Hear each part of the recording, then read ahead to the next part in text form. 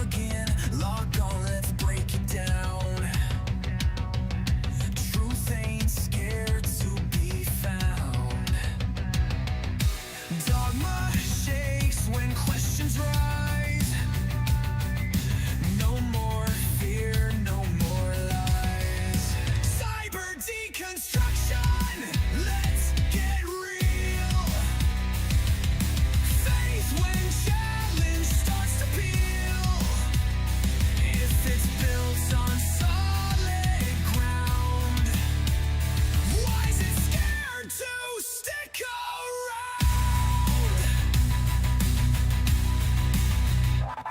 Sacred text, twisted views. Time to separate lies from truth.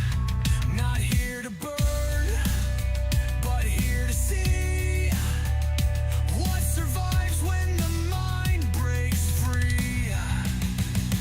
Deconstruct, analyze, open hearts, open eyes. If it falls, let it be. What remains is meant to be. Cyber deconstruction, let's get real. Faith when challenge starts to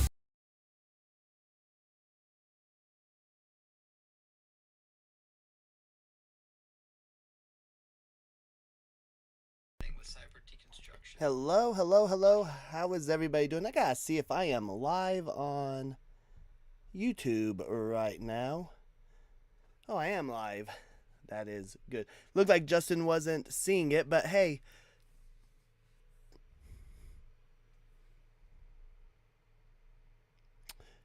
Oh, definitely, Josh. Let me.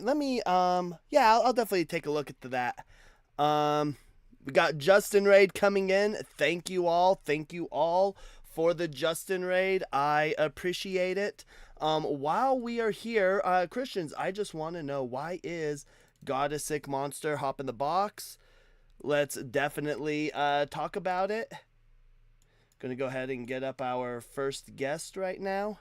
And welcome in, Justin Raiders. Welcome in. I appreciate it. Can you hear me? Oh yeah, hold on. Oh, I'm sorry. The music was loud. Let me see if I can get my voice a bit louder. See if I can do this really fast. Make sure I got my mic going the right way. Okay, and yeah, I can hear you. How are you doing? Good. I'm confused about the question, though. Yeah, I'm a firm believer that God is a monster. Yeah, and, but you understand that ethical statements or ethical propositions require like a broader context? Yeah, sure. Go ahead. Explain. Well, I mean, if you were to get, yeah, I mean, basically, if someone makes an ethical declaration, the broader context would be like a standard of morality that they are going to be comparing this to. Yeah. Yep. So if you reject that morality is objective, Oh, I believe morality is objective. It's objective. What's it grounded in? How is it revealed objectively? Empathy. It's grounded in empathy. No, that's subjectivity. That's mind. That's mind dependent. Wait. What's empathy? Do you know what empathy is? Well, empathy according to who? Like maybe Hitler felt that he was being displaying empathy to his, to the German people. Oh, well, that's not what I asked.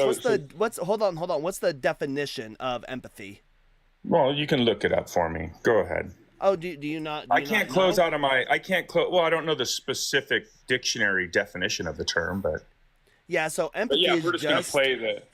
Go ahead. Yeah, so empathy is just the ability to look at the other side of the argument from that person's perspective, right? And so if we're ever going to have a rational dialectic, right, we must transcendentally employ empathy. Thus, morality is grounded in empathy. So for the creature to accuse a creator of not being empathetic, he would have to have the knowledge of the creator. or else he would be committing a composition fallacy. Do you realize that? How so? Well, because you're saying that, we have this experience in the world and we're only experiencing a part of God's overall plan for human history and redemption, but we're making a moral declaration based on our limited experience and applying that to the entirety of God's plan. How do you do that without being omniscient? Oh, yeah, it would be the case that once we look at an omniscient God that is all-powerful, all-knowing, and we expect there to be, like, perfectly good, and there's evil in the world, it's a contradiction in the worldview. But that just begs the question, though. How's it begging the question? Well, first of all, you haven't established objectively what good and bad is. You've just said, well, people have certain feelings, but that doesn't answer the question. Yeah, bad would just be the unnecessary suffering. Well, but unnecessary according to who? You can have two opposing. We see this in the world all the time. You have two countries with opposing views. Both countries are feeling that they're empathetic according to whatever this fictitious standard you're invoking. But yet both of them justify their fictitious standard. That's just definitionally what empathy is. Right, but it's not obligatory. You just made it up. You're like, hey, I have an opinion. Let's just call it, I don't know. We'll call it empathy. But then let's not unpack how that works. So give me an argument why empathy is not objective. Can you give me an argument for that? Yeah, well, we'll just say P is one individual says P is good, and another individual says P is bad. How do you solve that? Yeah, so when we're looking at that, are they both taking a look and putting themselves in the other person's shoe? Yeah, they both are.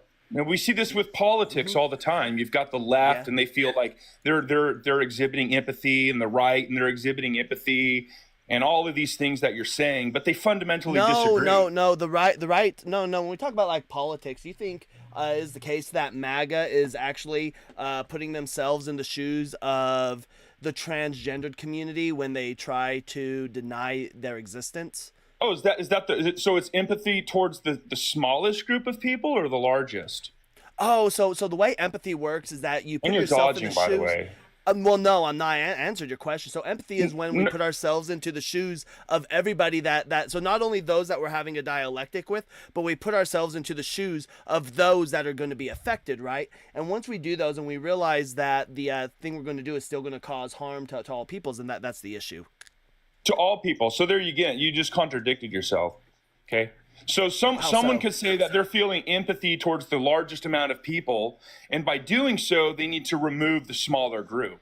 Just because somebody says that they're empathetic, you can, again, the question is, you have P, one group says P is good, the other group says P is not good.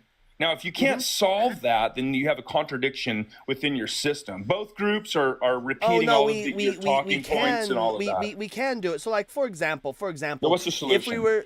Yeah, so like, for example, if we were to take like the unaliving of King David's child for his sin against Bathsheba, well, his sin against Lord when he had Uriah unalived, when that occurred, God did not employ empathy when the child was being unalived, correct? Well, so God unalived the child. Though. I mean, that's the problem that I brought up already, and you didn't address it. You moved off it rather quickly. I didn't move off of it. Hold on. How did I move off of it? Yeah, well, so first of all, I'll go back. I'll walk you through it again. Let's walk through it again. Arbitrarily declaring that empathy should be the standard, that's not something that's obligatory. You've made it up. Oh, no, that's just what hold on. You asked me what I grounded in. I told you what I grounded it in. Yeah. That's what I grounded in. But let's think this through. So you're saying that the individual, because you're an individual, you're appealing to your own mental state. Okay, so when you apply that to a broader community, that's just moral anarchy. If the individual, hold on. you or me, what do you think empathy is? Right? Am I obligated to accept that empathy is the ultimate standard? Well, no, I'm not saying that, but what you're doing is you're hold on. You're not understanding what empathy is. You keep misdefining it. Hold on. Wait. It's not. Hold on. Too loud. Guest is a little too loud. People are saying that guest is way too loud and they cannot hear you. Okay, let me get guest turned down then. Yeah. Yeah, they're saying save us. I got you guys. I got you. Oh, it's all of Okay. us. We're all loud. Is that better? I turned it down. You're gonna have to lower us, like lower the guest, because apparently I'm loud too. We'll pop over. Oh, you know what? You are right. That should Hey, be now you better. better. All right. Is All that right. better? That should be better. I had Testing, to raise testing. One, it. two. All right, I had to raise it up the other day when it went quiet on you. That's what happened. Oh, okay. All right. They're saying much better. All right. Continue, gentlemen. Okay, and that should be better for me as well. Should be better for me as well. So let me know if that's better. All right, so come back, guest.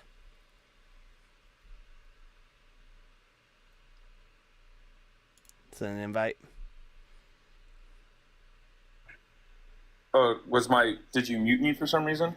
Yeah, my host was talking because there were some issues with chat not being able to hear properly, so I had to address that real quick.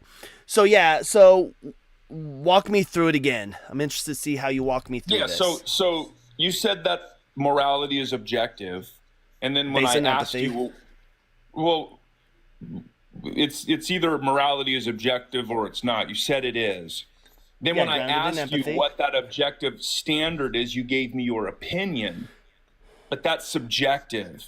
You can call Empathy's it not empathy. subjective. You can call it, whether or not empathy is should be that standard or that fundamental guiding principle, that absolutely is subjective.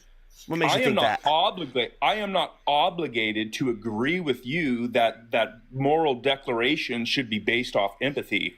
Maybe they're Oh, based so off. your hold on. So under that worldview, I'm not. Then your view is subjective as well because I'm not.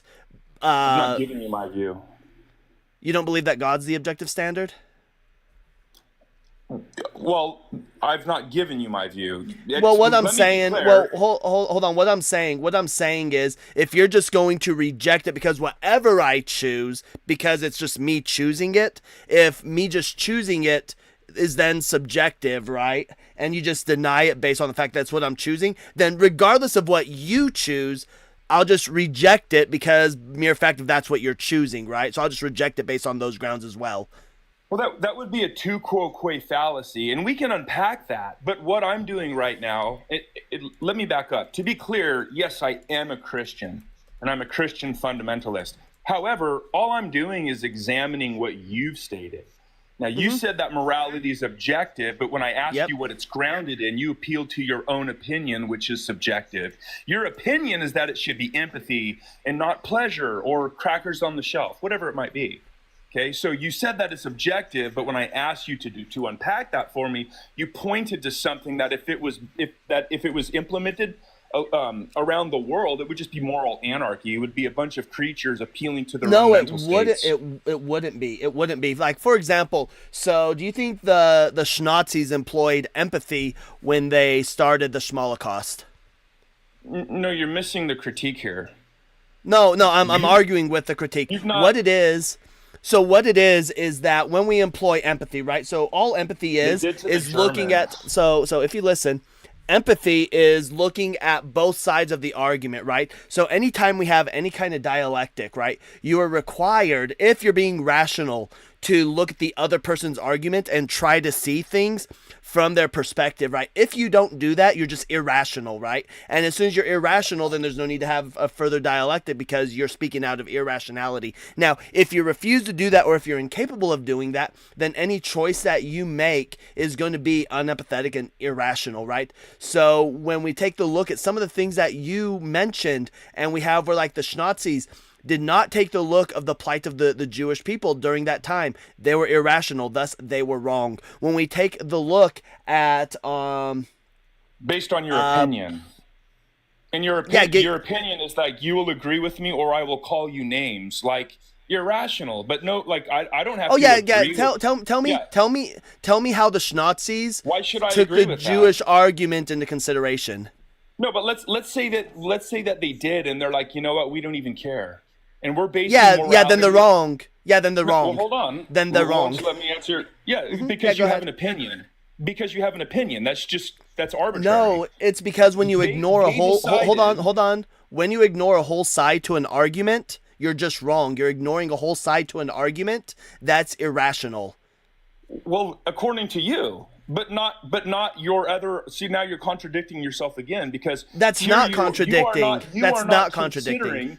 Right, because you are not considering their argument. And their argument is that they're going to base morality on what is best for them, and they don't care about your opinion and empathy. And so they're ignoring. Hold on. So they're hold on. So they're ignoring. You just admitted they are ignoring a whole side of an argument. That's your rationality, my dude. When you're ignoring a whole side to an argument.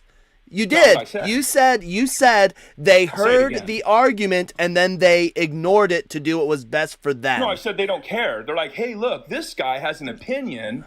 He calls it empathy or crackers on the shelf, whatever it might be, but we don't care because we don't embrace that ethical system. Yeah, and so that would make it irrational. Saying, hey, that's irrationality. No. Only according to you. You're saying, look, I have an opinion. If you don't agree with it, I'm going to call you names. No, that's not what I... Hold on. That's not what I said. Exactly what you did. No. That's not what I said. Can you tell me when I said that? Yeah, you said, I have an opinion, empathy, and if you don't agree with it, then I'm going to call you names. Irrational. That's all you're doing. That's juvenile. Hold on. When did I call... Hold on. When did I call you a name? No, that I didn't say you call. You did not call me a name. Do you know what hold on. Do you know what rationality is? Just out of curiosity. Yeah, it's if something is consistent. Right. So, yeah. If you have a consistent system and there's no contradictions in it, and it's well reasoned, methodical, and it is something that would be rational. So yeah. Hold on. Listen. So I muted you. So in order to be rational, you need to listen to all sides of the argument. As soon as you ignore one side of the argument, right, and you ignore it and you just completely choose to disregard it, then you're acting irrational. Now, if you listen to both sides of the argument, right, and you truly listen to both sides of the argument, take the argument into consideration, and you still then taking a look at their plight and you realize that there is no other means to exhaust whatever's going on. And again, when we're talking about good or bad, and again, when I gave you that definition, it is causing unnecessary suffering, and you take harm reduction into consideration, you might not be agreeing with that person, but you're not being irrational at that point, right? But when you just point at them and say, I just ignore that, that's when you become irrational. Does that make sense? If you have to mute me, and I've not overtalked you, I've not interrupted you. You have been overtalking me the entire time. You're just overtalking me right now. You just interrupted me again. Yeah, because you lied. Are you able to have a mature-minded conversation? So I am, but you said that I have an opinion, and your opinion, which if you're going to base morality in the individual's opinion, just because like that's what you're doing with yourself, that is a nice ad hoc though. That's a nice ad hoc though. Then it again, as I stated earlier on your YouTube stream, you go back and listen. That's just moral anarchy. You're not appealing to the government. You're not appealing to the population. You're appealing to your opinion. And you're saying if anyone that's not what I said. That's not what I said. That's not what I said at all. Yeah, that's not what I said. Hold on. You're just names. I'm going to call them irrational, right? But I don't see that definition. Hold on. That's not calling somebody irrational isn't calling them a name. It's just definitionally true. When you're not looking at both sides to the argument and you go ahead and make a decision, it's irrational, right? It's just definitionally true. It's not me going over there and calling them names, right? Now, you are supposed to be doing, right? We have turned this into an internal critique of myself, and you've not done that. All you've been doing is ad hocing. So do you have an actual critique of why empathy, morality cannot be grounded in empathy. Can you go ahead and give me an argument for that? Or are you just going to keep crying? Yeah, so you actually lied when you accused me of lying, and that's why you continue to mute me, because it's childish. Okay, I did not say that they don't care about empathy. I said that they don't care that morality should be based on empathy or that it should be considered. They're still considering it. Hold on. That's not the argument, my dude. You're trying to take what's not the argument. My questioning is, me, dude. yeah. Stop. So the question is, right? The thing that you're supposed to be critiquing me on is why isn't you can keep calling me a coward. So you have to you're supposed your to be opposition, right? Well, no, You because your opponent. no, because you're silencing. you're misrepresenting what I'm saying. Wanna Look, stop? I'll make you a deal. You come off mute again, I'll just drop you and move on. Like, I don't care, right? So, the issue that you're running into is all you're saying is run away. Run away. Yeah, I'll run drop away, you. Coward. Sheesh, Wow, guy didn't even want I to. have Guy, never heard a grown man complain and cry so much. Guy did not even wanna shut up and let me restate the point after he kept misrepresenting what I was saying. Also, guys, I see 120 people in here. Let's go ahead and tap the screen, share out the live. Host should have been at like 20K by now. So let's tap and support. Be sure to send the daily heart me's, the team bracelets, anything to push us into the algorithm. Host also has a gift goal of 200 roses if you be so kind. Thank you all so much for being here. We also have links in our bios that not only have the Deconstruction Junction, but also our YouTubes and other ways of showing love and support. If you want to do it that way and not appease the TikTok gods by giving them your monies. Thank you all so much for being here. And Armand, can we have your age for TikTok TOS, please? Yeah, 18. 18, okay. Are you a believer in any deity? Yeah. Okay. We believe that God is a sick monster, primarily the Abrahamic deity. Okay. Can you prove us wrong?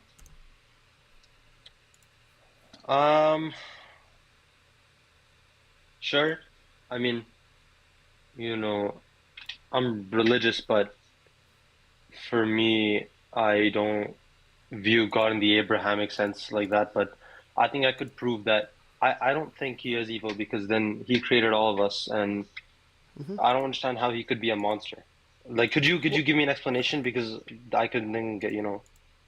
So do you believe that if somebody creates something and gives them sentience, gives them feelings and emotions and consciousness and experience, that this individual still has the same right to just destroy this creature, this item, this object, this person?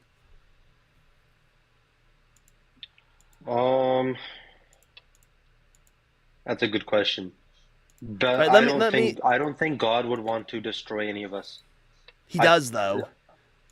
Could you give me an example of God destroying somebody? Yeah, did he not flood the entire earth to kill off all living creatures? Change your gift goal, please. Okay, but so that was God's doing. Yeah, God did it, right? Well, again, I can't speak on the Abrahamic sense, but what I'd say to that is, it's not just God trying to kill human life or like life with sentience, right? It's him trying to punish people and things for what they've done. So what did it's the just a infants do? punishment. What did the infants do that were drowned? What were they guilty of? I wouldn't know. I wouldn't know. Okay. What about in Sodom and Gomorrah, where he obliterated these towns in Sodom and Gomorrah, and he says, if you can find this minimum amount of people, I will save the city. But the infants were not enough to save the city. He didn't consider their innocence. So these cities were still destroyed. Um, well, that just happened. I don't understand. Like, you can't really just say that he did it, though. You know what I'm saying? The Bible says he did it. I'm not a Christian. Okay, but you believe in God, right? Yeah. Why did God create a universe in which the sun gives us cancer? The sun, it could give us cancer, but how often does the sun give us cancer? Yeah, we could go take a look at what percentage of people have melanoma.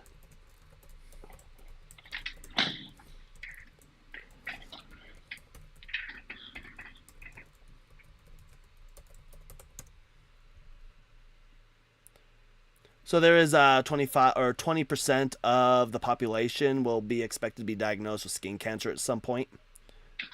Okay. What I'd say to that is, like, how else would you want the Earth to be positioned? If we're any closer, we're gonna die. If we're any farther, we're going to freeze to death. Oh, that's not true. We go further. We get closer and further away from the.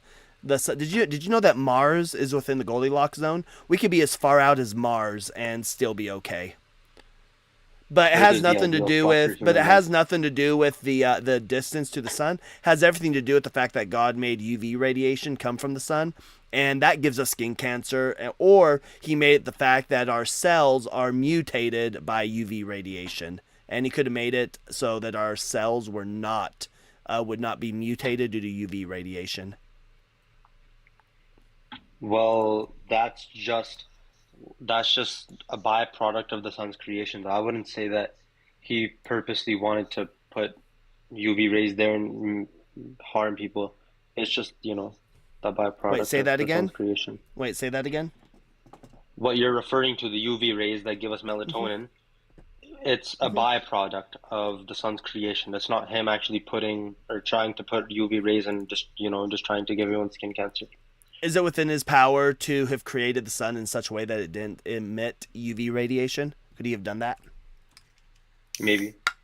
So why did He create a sun that gives us emits UV radiation that mutates our skin cells? You're gonna have to ask him that question. I can't ask Okay, that. I and can answer. yeah, so I would just hold that if He committed the world in such a way, this would just be horrible. And the next question I have is, why were there at least 5 major extinction events before humans came into existence? Why does God care so little about life?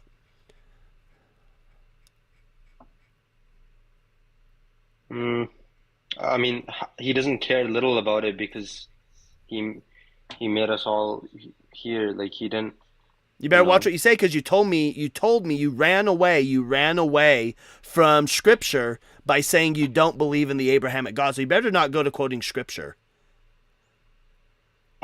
I when did I quote scripture? Oh, I I thought didn't do no. that. It sounded like you were getting ready to say that He created us in His image, right? It sounded like you got ready to go quote Genesis or quote the crucifixion. But yeah, so then yeah, give me an answer. Why did God allow 5 extinction events to happen before humans came into being?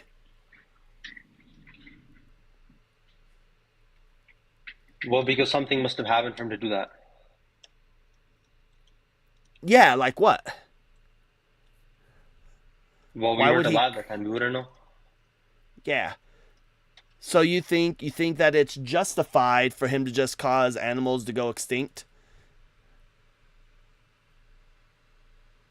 Well, no, because I think that what it results in is just the extinctions that you talk about. It tells us about how connected we are with God and like how fragile our life can be. And By causing extinction events?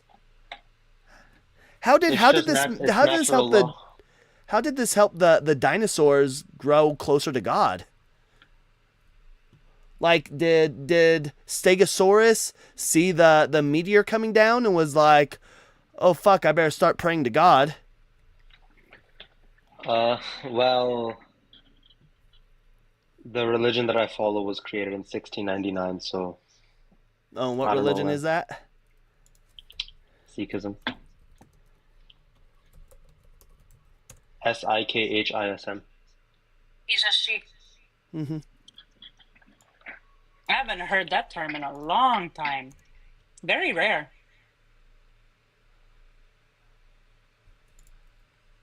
So yeah, so I would still so let's see. Sikhism and good powerful hand. Just checking something real quick. I'm not too. Oh yeah. So you do believe in a single, all-powerful, just and good God. Yeah. So the problem of naturalistic evil is still an issue for you, right? Because if you do believe in an all-powerful, just and good God, that fact that evil still exists is still an issue with you. And so yeah, you just have to justify why God created 5 extinction events before humans came into being. So you want me to justify that? Yeah, as being good. Well, well, after death you achieve liberation. That's what I believe. So, if you want to say, oh, why did he create extinctions?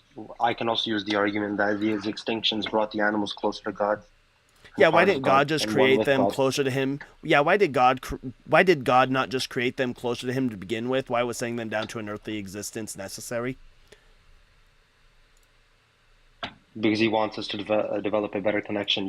I would say that the connection that you could develop with him just by being there with him, close to him, part of him, is not how isn't as good as you living your entire life out and then dying, because it makes you look forward to the fact that you're going to be one with God after death. So, So are animals capable of becoming closer to God because of these extinction events? Like are the previous animals, are they going to be coming across the people of the animals of the previous extinction event and been like, "Ah, fuck, gotta get closer to God." well, they wouldn't say that because, but Yeah, they're animals, right? if you aren't able to achieve liberation by the end of your death, what we believe is reincarnation. So you go through the cycle of life again. And then once and you yeah, go on. Yeah, so the issue that I would have with reincarnation is the fact that this is going to require people to go through multiple traumatic events. These animals are going to be going through. Maybe it is the case that these first animals that went through the first major extinction event got reincarnated. They would have had to have been reincarnated into the second animals. So God caused these animals to go through, at least 2, possibly more extinction events, and the fact that they would still, if the reincarnation is a thing, that we're causing these horrific events to go through, these animals go through these horrific events repeatedly. Why is God causing this? Well, after you are reincarnated, you don't have any previous memory or experience with your past life. Just in Oh, so case I, if something bad happened. Let's say someone got killed, right?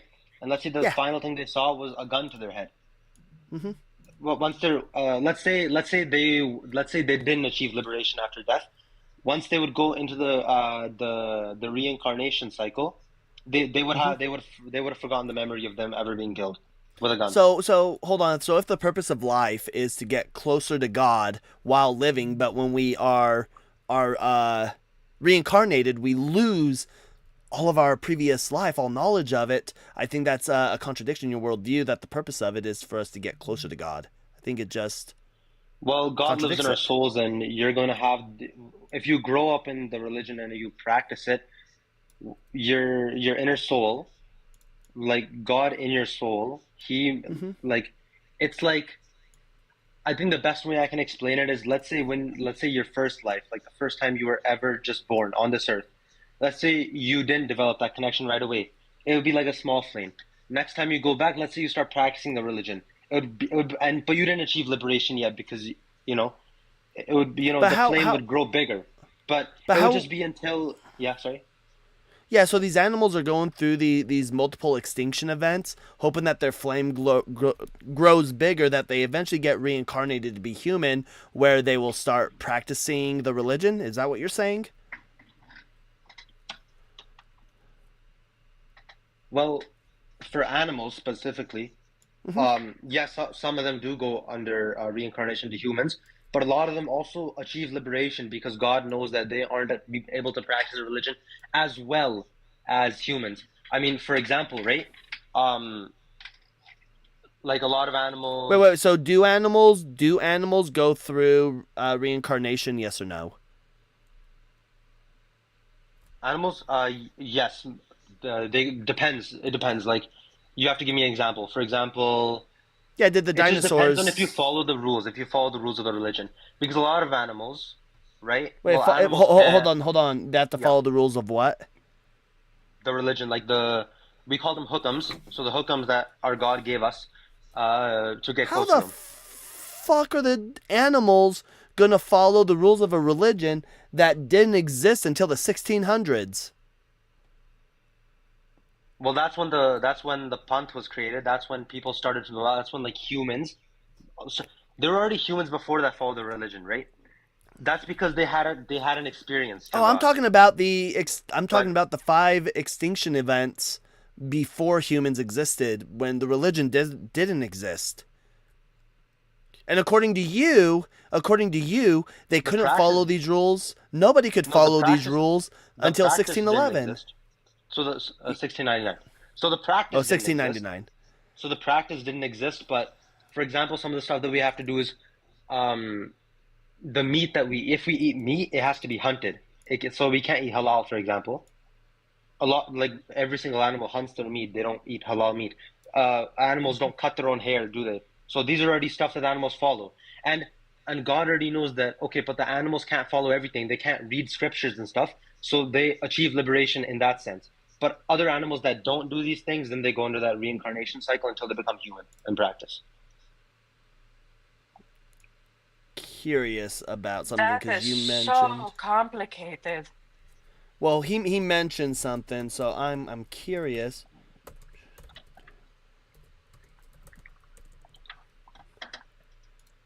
I am confusion. It is very confusing, honestly. I'm trying to learn more Yeah, myself. I learn yeah, stuff every but day. but yeah, but you're still not answering the question. Like, you're trying to appeal to, like, there's these laws and stuff, but you're still not answering the naturalistic problem of evil with why God created these mass extinction events, knowing that there was no way for these animals to do this, to know this religion.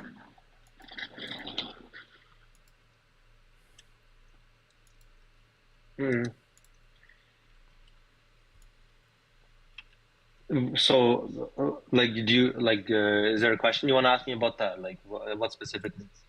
Well, I just don't think you're going to be able to answer it. You haven't been able to. But let me ask you another question. When we take a look at, like, the I mean, Holocaust, why if why you did your want me to, God well why did your God allow, like, something like the Holocaust to happen? are you referring to the? Okay, yeah, yeah, okay. I guess TOS or something. Yeah, yeah.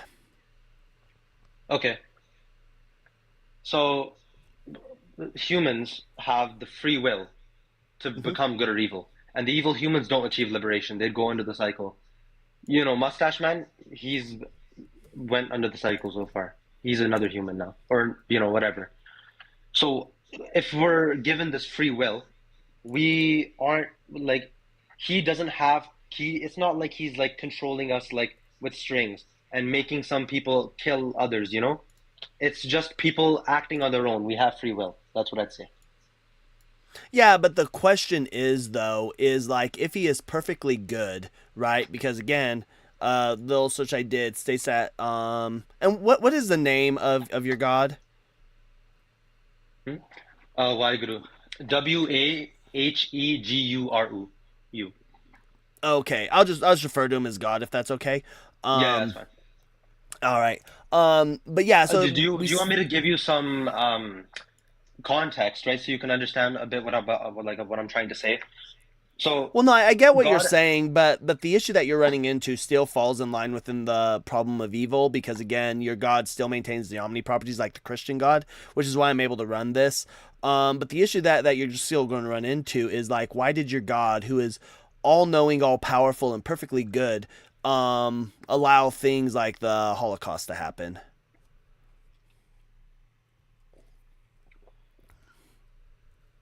well, it's just people that helped that event and its lead up. That's just people abusing their free will. and abusing their freedom that they've given. It's not him allowing that to happen. He doesn't want to just, it's not like he can just take control of us and all of a sudden, right, and just be like, oh, but don't do this bad thing, right? But why didn't he like for example, it could have been the case where he just we can have free will, but he have no desire. Like so, for example, when was the last time you walked by your car and looked at a nut or bolt on your car and said, "That looks delicious. I want to eat it." Never. I don't think But I've you're ever found fully, that delicious. yeah, you've never done that, right? Do you know of anybody who has? No. But you're fully capable. If you wanted right now, you could go outside, take a bolt off your car, and eat it if you wanted to, right? Yeah. Right? So it could be the case that God could just take away desire without infringing on free will. But God doesn't do that. Your God has allowed men to have these desires to do these horrible acts to each other. No, that's a fair point. No, that's a good point. But it's not him that's directly responsible for the suffering. What I'd say is that when humans suffer, right, they tend to, how can I say this? They tend to remember God more, like when they're in suffering and they ask for His help, right? And that's something awakening in us. It's like an instinct in us, right? Which is also something that I ask a lot of people that don't believe in God, right? Like, why, as humans, why do we have an instinct to look up, for example, when we're in trouble, or like just think of God, or we have so many things that we say with God's name in them. So why is this, right? Just 1 second, Armand. Jaden, the more you cry, the more we're going to keep you waiting. At least he's being respectful. And this is a religion that is honestly kind of new to a lot of people, especially in the chat. So have your fruits, because they smell rotting over here. Continue, Armand. Yeah, that's what I was going to say. Um, so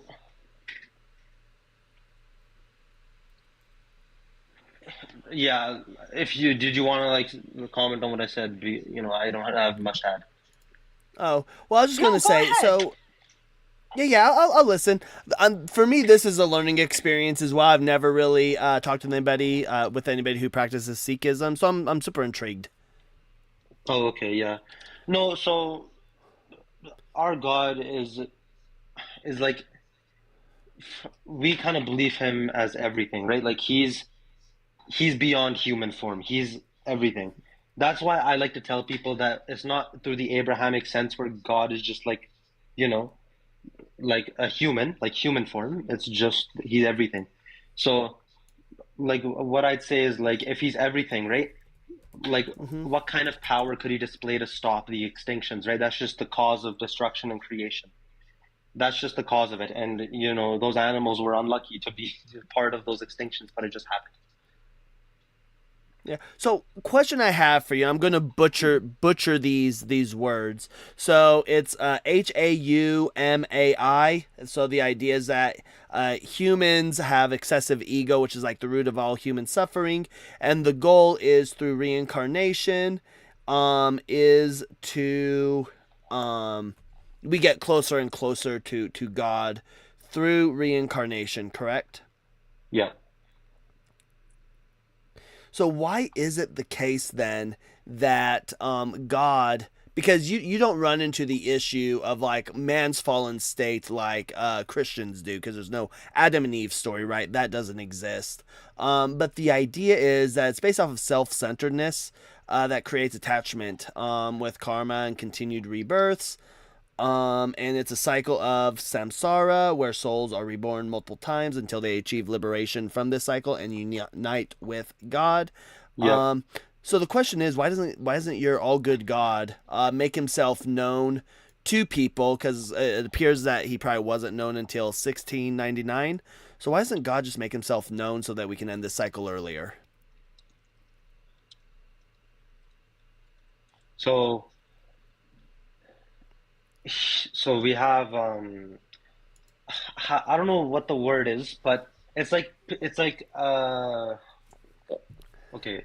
Oh, What can I excuse say? me. Thank you, It's like a Mimi. teacher, I guess, right? It's what? So it's like a teacher, like a founder of our religion, right? So his name is Guru Nanak, and what happened to him is he was around 30 years old taking a bath in a river, Hmm. and he had this like spiritual experience with God, and then God told him a lot of things, and then when he came back into his human form, he told everybody, right? Because this was like he's never experienced anything like this. He's like one of the first people that ever actually practiced it, and like like that practiced it with intention of practicing it.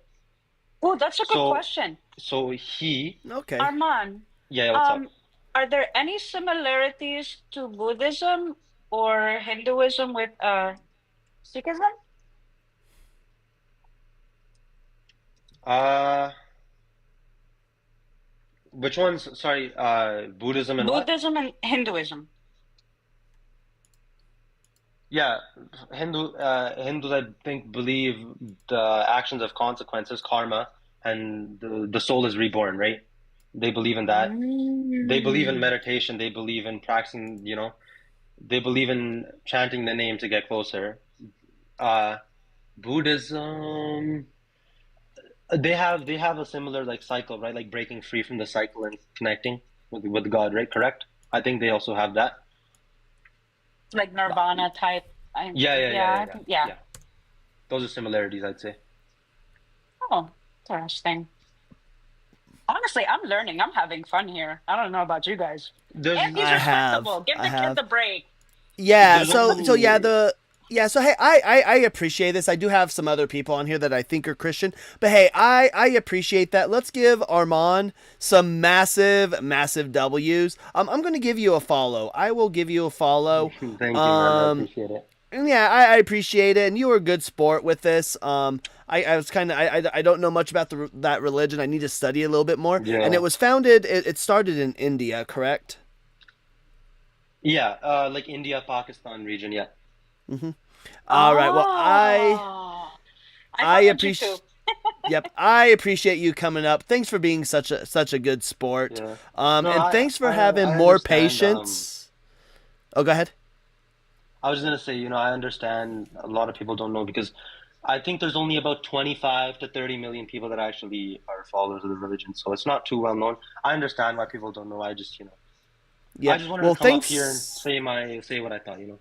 Yep. Thanks Thank for coming you. up, sharing your faith, and thanks for rolling with the punches, and thanks for having more patience than Christians. I was fully expecting you to go like, hey, you don't even know our religion, and you didn't do that. You educated, and I greatly appreciate it. Give me a follow, and after the live, I'll give you a follow back. Oh yeah, yeah. I'll give you a follow right now. I'm gonna probably All keep right. watching. I wanna see other people debate you. All Yeah, right. sure. Sounds good. Yeah. And All if you have right. anything or any videos regarding your religion, by all means, send them my way. I would love to learn. This is interesting. And I'm trying something as well. I am running live studio on administrator mode, so hopefully it doesn't put you in a tin can today. Hopefully. Jaden, you crybaby, my dear. Can we have your age for TikTok TOS, please? Yes, I'm 18. Yeah, it makes sense. Do you believe in any deity? Yes. My question to you guys is, you're basing this argument Hold on, off of hold on, hold on. We asked you if you believed in any deity. You said yes. Okay. yes. We believe God is a sick monster. Can you prove us wrong?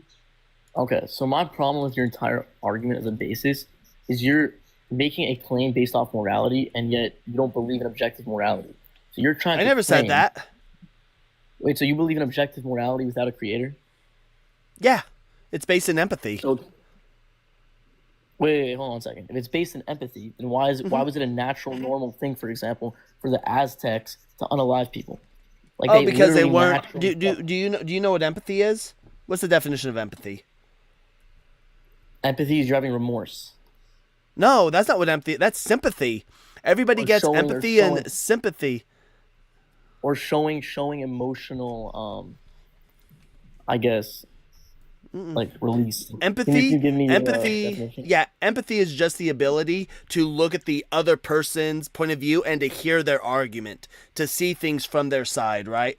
And so when we engage in any kind of dialectic, we logically and rationally must engage in empathy. And if we don't, you're just being irrational. And if you make decisions without employing empathy, then you're just wrong. Which means that people throughout history that were religious, they weren't acting on empathy. They were just doing deity said do this, right, based off what they wanted to do, and they weren't taking their the other argument into consideration. Thus, they were acting irrational. So when I look at, so I'm Jewish. When I look at the Bible, when I look at my ancestors were irrational.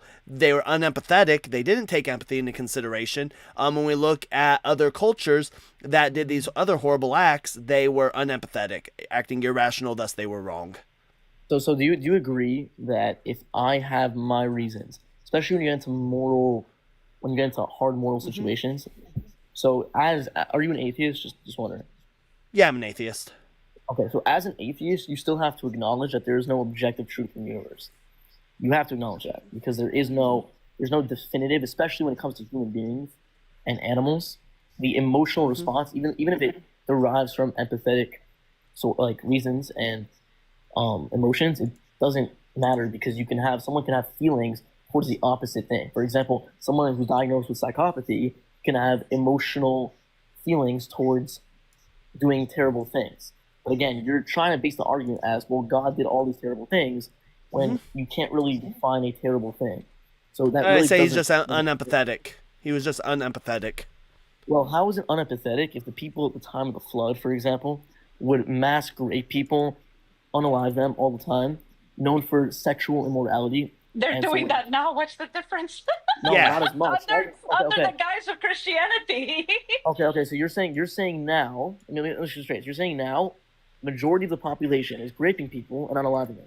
That's your claim. Yes. Well. Hold on. That's not the Hanji. That's not where I want to go with this. So where I want to go, Genesis. So can you explain to me what was going on in Genesis with the whole flood story? Okay. Yes, but I just want to ask you as a Christian, do you think it's a problem for example, a couple things, for the age of the scientific universe compared to the biblical universe? Wait, say that one more time. As an atheist, do you think it's a problem that the scientific universe date compared to the Bible universe date? Hold on, you're maybe it's just me. Sounds like you're mumbling. Say it a little bit slower. So as an atheist, do you believe that there's a contradiction or a problem with the date of the universe according to scientific study compared to that of the Bible? Like so just to make sure you're young Earth creationist. Like you believe the Earth is like 6,000 years old? No, I don't. But I'm asking you, do you think it's a problem what the Bible said compared to scientific discovery? Yes. Okay, so here's how I would argue that, and it's important because that's a major, like, for example, atheist argument that really doesn't take into consideration any oral Torah. So, for example, when did we discover the age of the universe? Just wondering. When did we discover? I don't know. Yeah. I could go look it up. Like, how long ago would you estimate? Like, do you think people at the time of the Egyptians, for example, or over 1,000 years ago, knew the date? Oh no. Okay, so it was probably in the 1920s, around the between the 1920s and 1960s. So if you look at Does he saying that atheists weren't around? Is that what he's saying? No, that's not what I said. So if you look at Reb Isaac of Akko, who's a famous Kabbalistic rabbi, he dated the age of the universe 1,000 years ago, so around 13.8 billion years ago. And he used that by using the calculation even in the Gemara, which does the calculation how every day is 1,000 days in the eyes of God, and does that multiplied by 365. So you can actually search up Reb Isaac of Akko's calculation of the universe. Some people will say. What was his name again? So Rav, so R-A-V. Well, yeah, Isaac of Akko. Of Akko, how do you spell that last part? I don't know really in Hebrew. I don't know in English, but you can just figure it out. It'll pop up. It's probably ACO. So, yeah. was 1,000 years ago. Oh, that's why I didn't recognize it. It's Isaac Ben Samuel. I'm like, you're mentioning this guy, and I'm not getting the name. Okay. Well, it's Rabbi Isaac of Acre. I don't know if it says Ben Samuel, but it's Acre.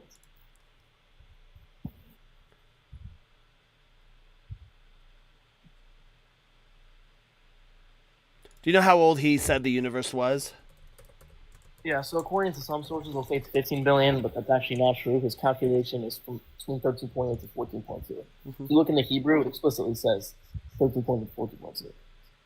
Through mistranslations, people will say 15 billion, but if you actually look at the Sefer he uses, I can show you if you want me to pull it up, or it says exactly. Yeah, so what does him coming up with this have to do with anything, though? Because the fact of the matter is that atheists will use the argument all the time that the only truths that we can really derive are based off of science. For example, I think you believe that religious truths, like religious ideological kind of ideological makings and teachings, are beneficial to society. For example, according to compared to scientific discovery, you believe it's not. Like if I were to ask you, does religion perpetuate the growth of society in terms of scientifically? What would you say? I'm just lost as to what this has to do with morality. Because it's not just morality, it's the fact that these religious sources have discoveries that science didn't have in years before. For example, I give you another one where the idea of a dimensional universe comprising of 3 dimensions with the 4th dimension being comprised as time. This was a work of Einstein through relativity, especially the idea that time is relative, was already mentioned thousands of years ago by the Sefer Yetzirah, referring to in which is a oral Torah text dated back. Well, you said that was done at the Council of Nicaea? No, the Sefer Yetzirah, the Book of Creation. Oh, okay. So these are all things that are before science that would really be impossible to know scientifically. Like it would be for people. The common belief back then was that the universe was infinite, and that there were 5,000 stars in the sky. That was the modern belief back then. Only altered scientifically when it came to the time of Galileo. We discovered how massive the amount of stars were. Like Copernicus. Okay. Later discovered. So can you real quick? Can you just tie this to morality? No, I'm tying. Well, I'm saying there's smart people like Isaac Ben Samuel of who was able to utilize his understanding of the Jewish calendar to get pretty dang close, and he did. He's pretty dang close to the accuracy of the creation of or how old the universe is, right? Sure, they can do that, but how does this get us to morality? Well, I just think that in terms of, if you actually look in the Torah in the beginning chapters of Genesis, it'll say that God created this and saw it was good. Now, your definition of good is going according to your subjective morality. What I would argue is that what God does, for example, as an Orthodox Jew, I believe that God will, for example, I don't know if you can hear me. Can you still hear me? Yeah, I can hear you. Well, now I can't hear you. You hear me now? Mm-hmm. You hear me now or no? Yeah, I can hear you. So, looking at Genesis, God said, He created this and He saw it was good. Now, according to your evaluation of good, you're evaluating according to your subjective morality. If you look at what God does, for example, so as an Orthodox Jew, we believe in, number one, reincarnation for certain things. And we also believe in Gehenna, which is the purification process after death. That is a period of time. Now, the reason why I'm going to signify this idea of subjective morality compared to the morality of God is because there's multiple examples I can give you in the Torah where terrible things have happened to the most righteous people. Like the 10 martyrs, which is mentioned that we read in the time of Tisha B'Av, the 10 martyrs who were 10 very holy rabbis who died in the worst types of ways. And you would think, why would God allow them to die in those worst types of ways? And so the main questions that I'm concerned about, though, when it comes to the problem of evil, right? So you've been doing this long pivot, but the thing that I would question you with is, for example, you brought up the flood, you brought up Genesis 6. Yeah. Now, Genesis 6 makes it clear, and we'll get this brought up on screen. But Genesis 6 makes it clear that these fallen angels, when it comes to the Nephilim, took them to be their wives, right? Okay, so good. Yeah. So what's your question on that? Yeah, so, but you mentioned that it was due to, like, sexual immorality. Where is the sexual immorality happening when they took them as wives? Okay, so that's not what the Nephilim are for. The sexual morality is because of the sexual morality they had and the immoral behavior they had. That's what caused the flood. What was the immoral behavior? What was the immoral behavior? They'd unalive people all the time, mass rape. They would actually. The craziest part is they would do common human sacrifice like all the time, even babies, like just all the time. So. So the question is then, why did God create the fallen angels in such a way to where they could procreate with humans? Yeah, so that's actually not what's happening. The lesson of the Nephilim, which is stated in the Oral Torah and explained upon, is that they had this ego and this idea. It's a lesson to the people. It wasn't meant for them. It's a lesson to us that if they were in our position, they'd do so much better than us. By putting them down on earth, where you have those natural temptations for sex, for all these animalistic behaviors that are naturally inclined to human beings, that show that they were not able to control themselves. They took wives. They were lost in their lust and in their emotional animalistic desire. That was the lesson. So what was my question, and how did that answer it?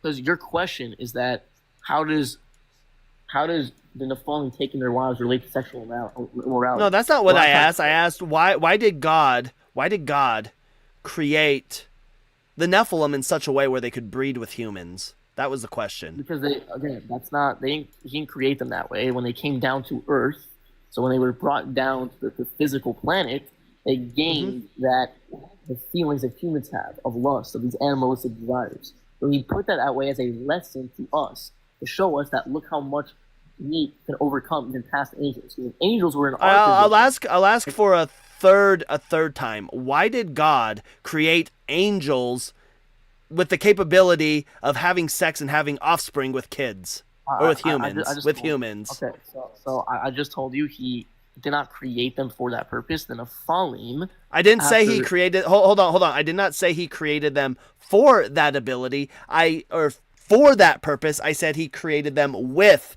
the ability. Pay attention to the words being used.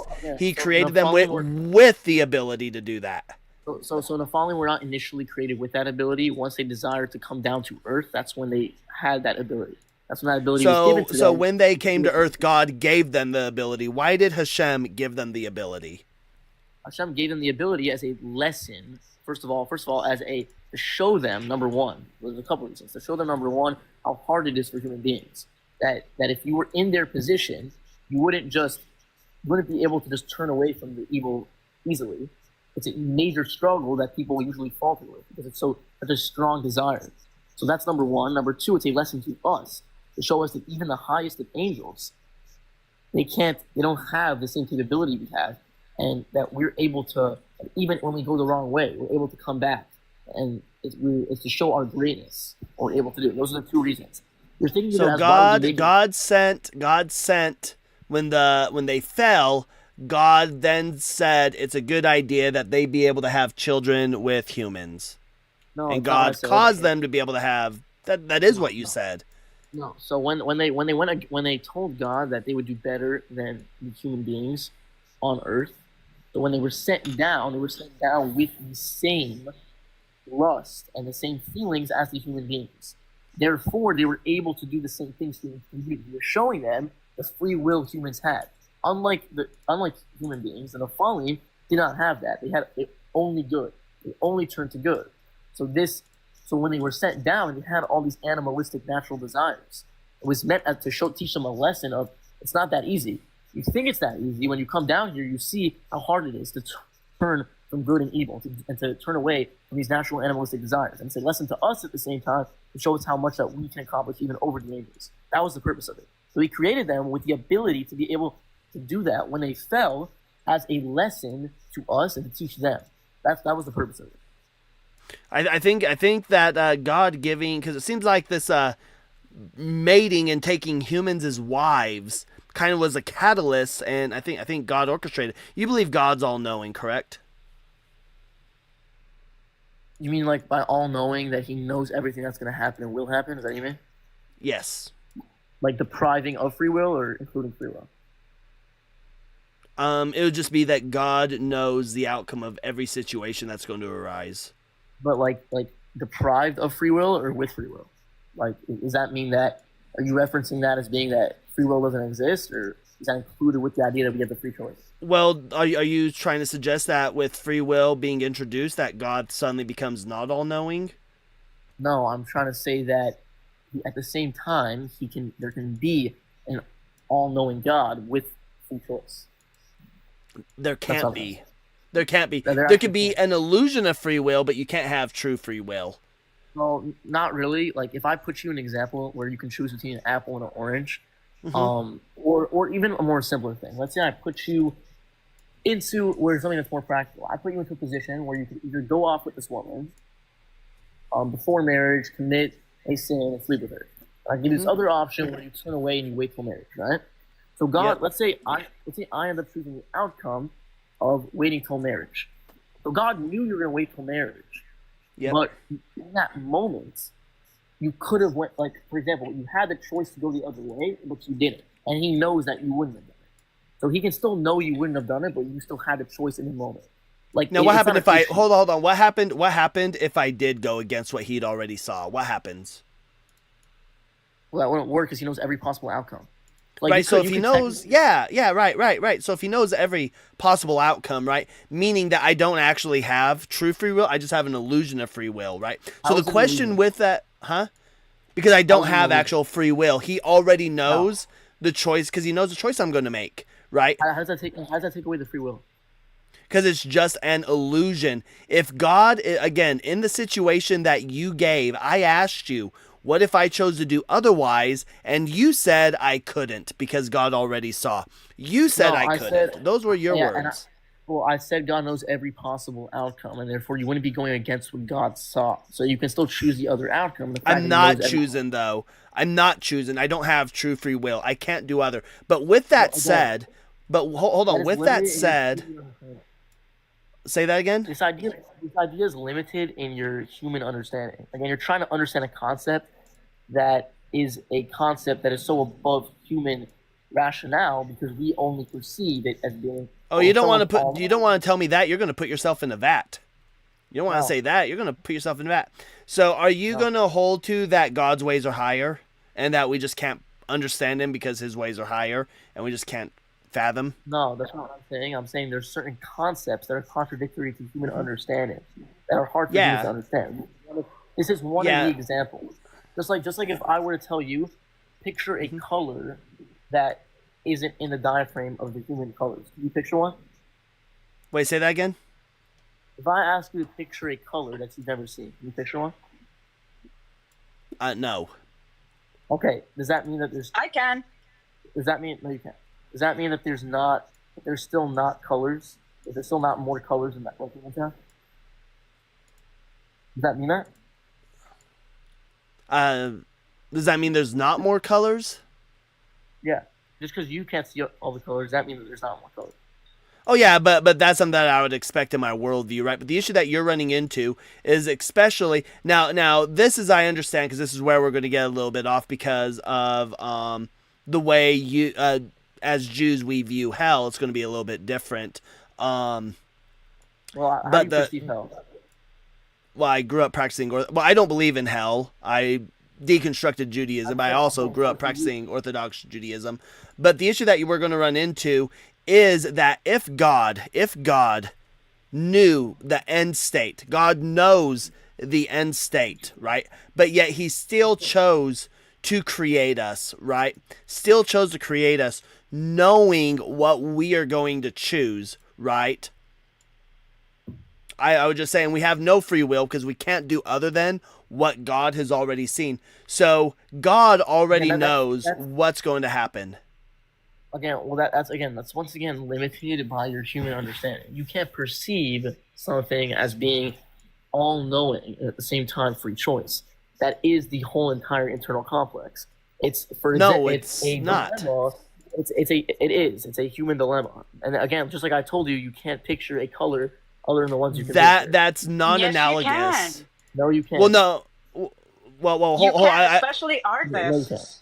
No, you can't. Yes, you can. Okay, no, There you are can't. plenty of artists that create colors that are not actually known on the spectrum. That's not Yes, what you I'm talking can. about. No. I mean that humans can see with their eye. That's not at all what I'm talking about. So, I mean, if they visualize it. But what I'm saying though is that, and what you're missing is that if God has already seen it, you know we can't do anything contrary to what God has already seen. We can't do it. Right? And so when you try to say, that's just beyond our, it's just a non sequitur, right? You even acknowledged earlier that no, I couldn't do otherwise because God had already seen the choice that I was going to make, right? So the issue that you run into.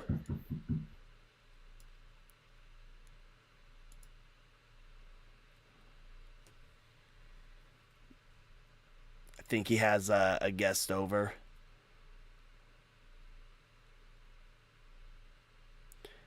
But I'm going to go ahead. He can come back up, but we've got other guests, and I can't wait for somebody. No, I know what he was saying there. Like, you can create colors, sure, but that's not what he's talking about. It's like being able to conceptualize a color that you haven't seen. We're going to go ahead and bring up this guest. Still technically can. Naveen has been waiting for a while. Yes, that's why I brought him up. He might not load up, is what I'm saying. Like, he's been here since the beginning. And I don't think that last guest ran.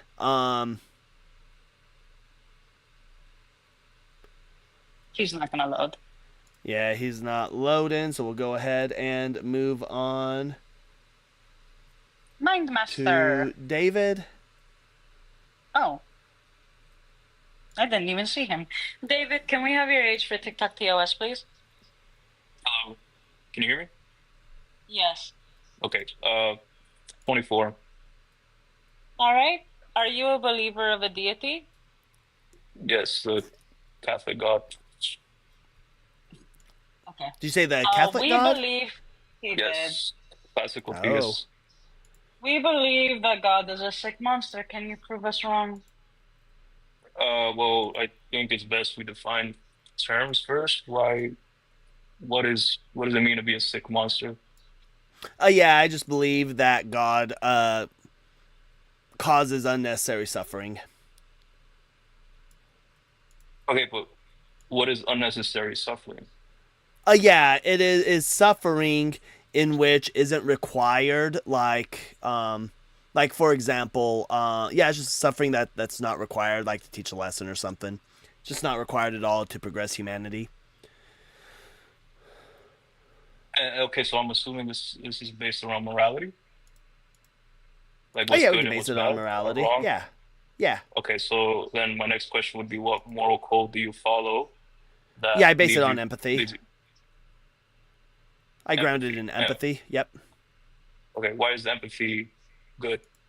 Because empathy is transcendental, because in order for you and I, even right now, you and I having this dialectic right now, if it's going to be a rational dialectic, we must intrinsically utilize empathy. Empathy is just being the ability to look at the other person's point of view and take it into consideration. And if you listen to the other side of any argument and then you decide to completely ignore it, then you're acting irrational.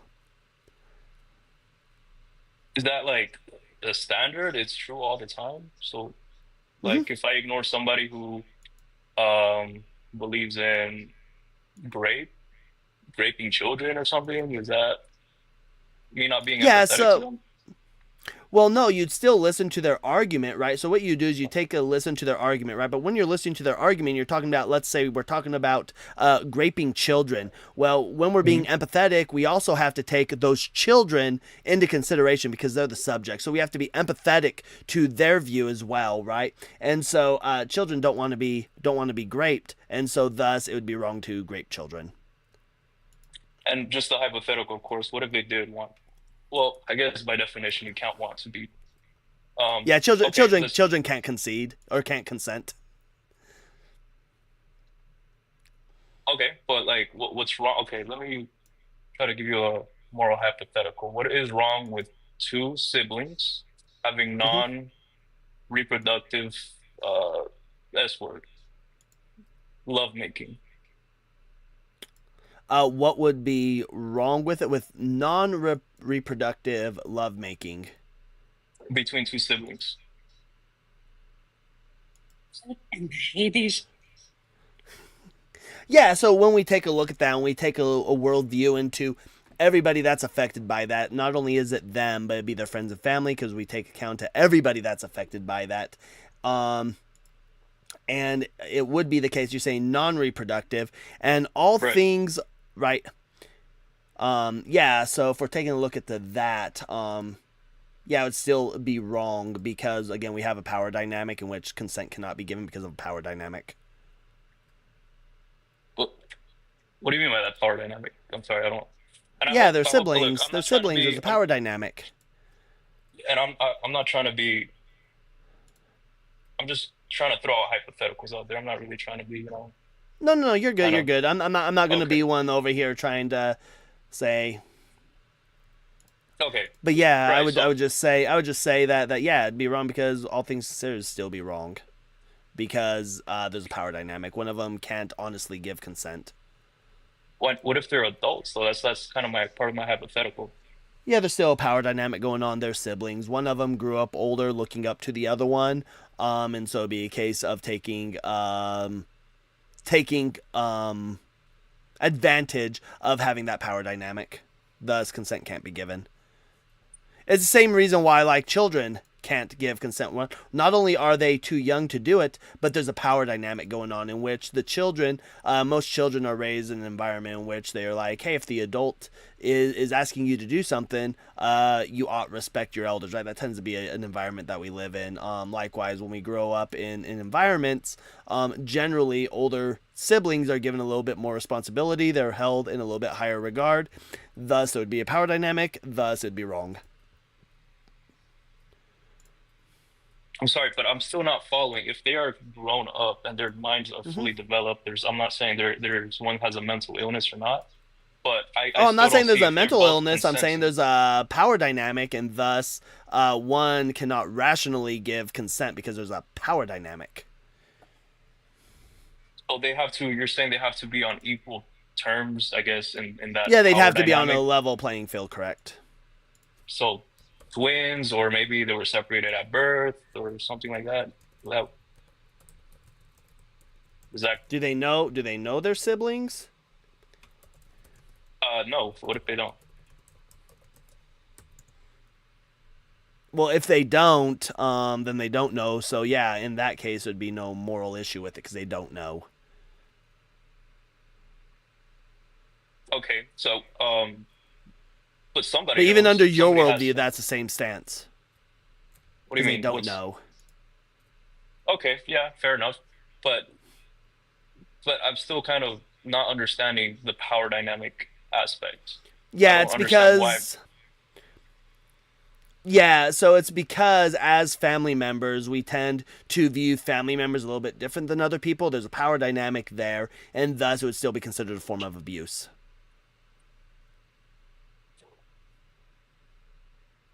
It's just not clicking to me. I'm sorry about that. Okay.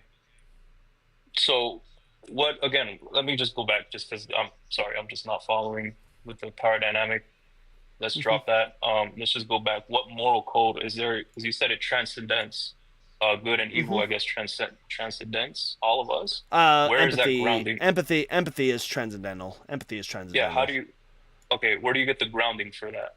Yeah, because anytime we institute any kind of dialectic, anytime we do any kind of decision making, if we are being rational, we will always take into consideration those who it affects, and if we're irrational, we won't, right? So if I go to make a decision, and let's say my decision, because I have kids, let's say my decision is to go to Disneyland, let's say go to Disneyland, I do have the money to be able to take my kids, but I don't even talk to them about it. I just go. It is wrong for me to go by myself without taking my kids, because I'm not taking I'm not looking at things from their point of view. Thus, I'd be wrong for going without informing my family. Or let's say I'm struggling. Huh? Go ahead. No, maybe this will clear it up what you were about to say. Go ahead. Yeah. So it's just the fact that I'm not listening to both. So in short, the fact that I'm not listening to both sides of the argument is what makes it irrational.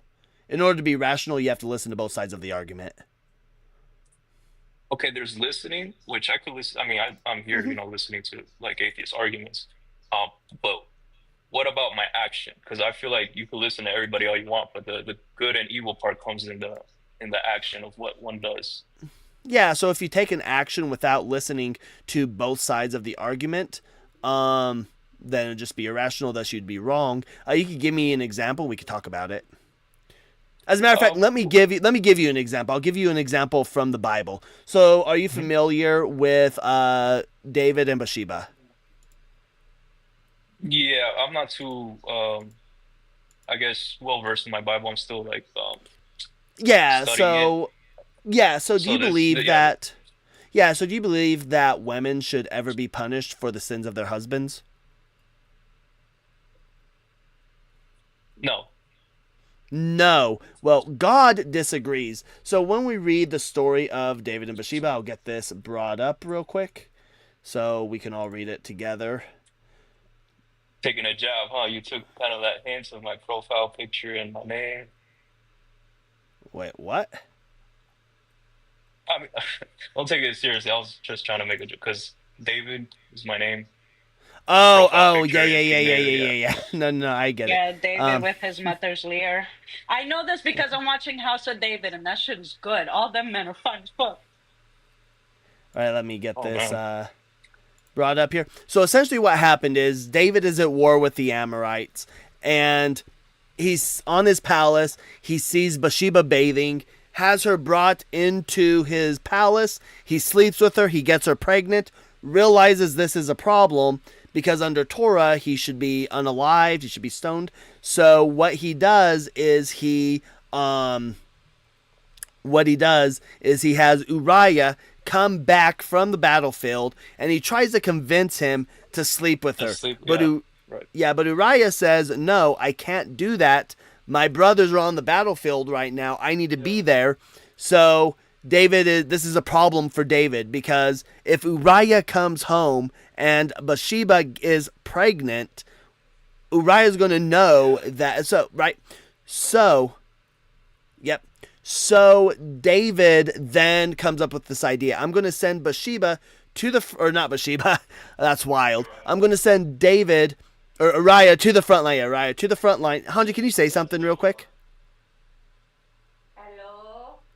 All right, I'm probably going to have to do a restart on TikTok after this because you all just got super quiet again. So I learned that, so I learned that setting this to administrative mode doesn't do anything, but we'll finish this up real quick. So what happens is David sends Uriah to the front line. Uriah gets unalived. He's unalived.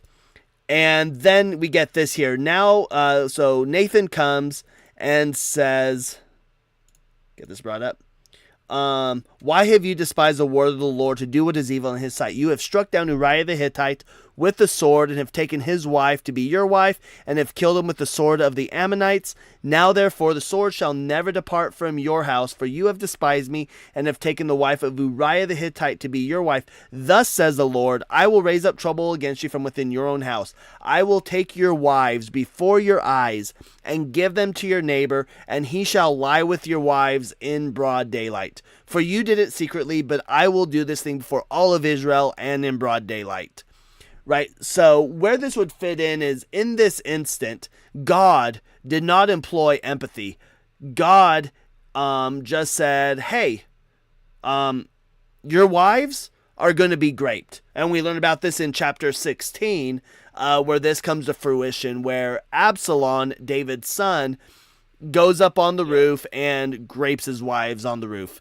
So this happens, and for this to be empathetic, God would need to take his wife's feelings, look at the argument from their point of view, look at it from David's point of view, look at it from everybody involved point of view, but God doesn't. God just causes this to happen.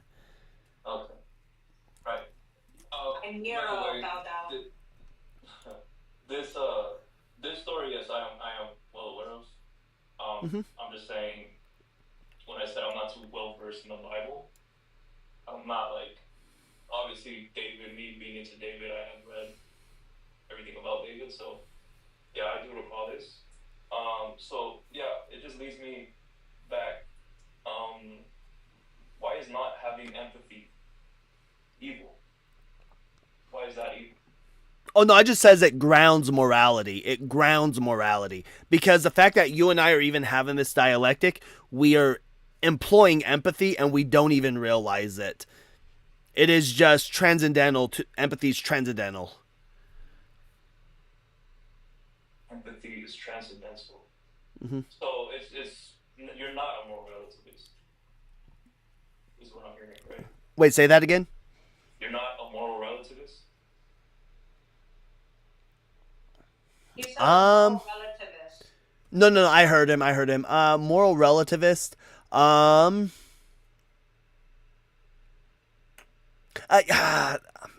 have to research that. I don't exactly know. I just believe that in order for so when we look at empathy, we have to take like all things.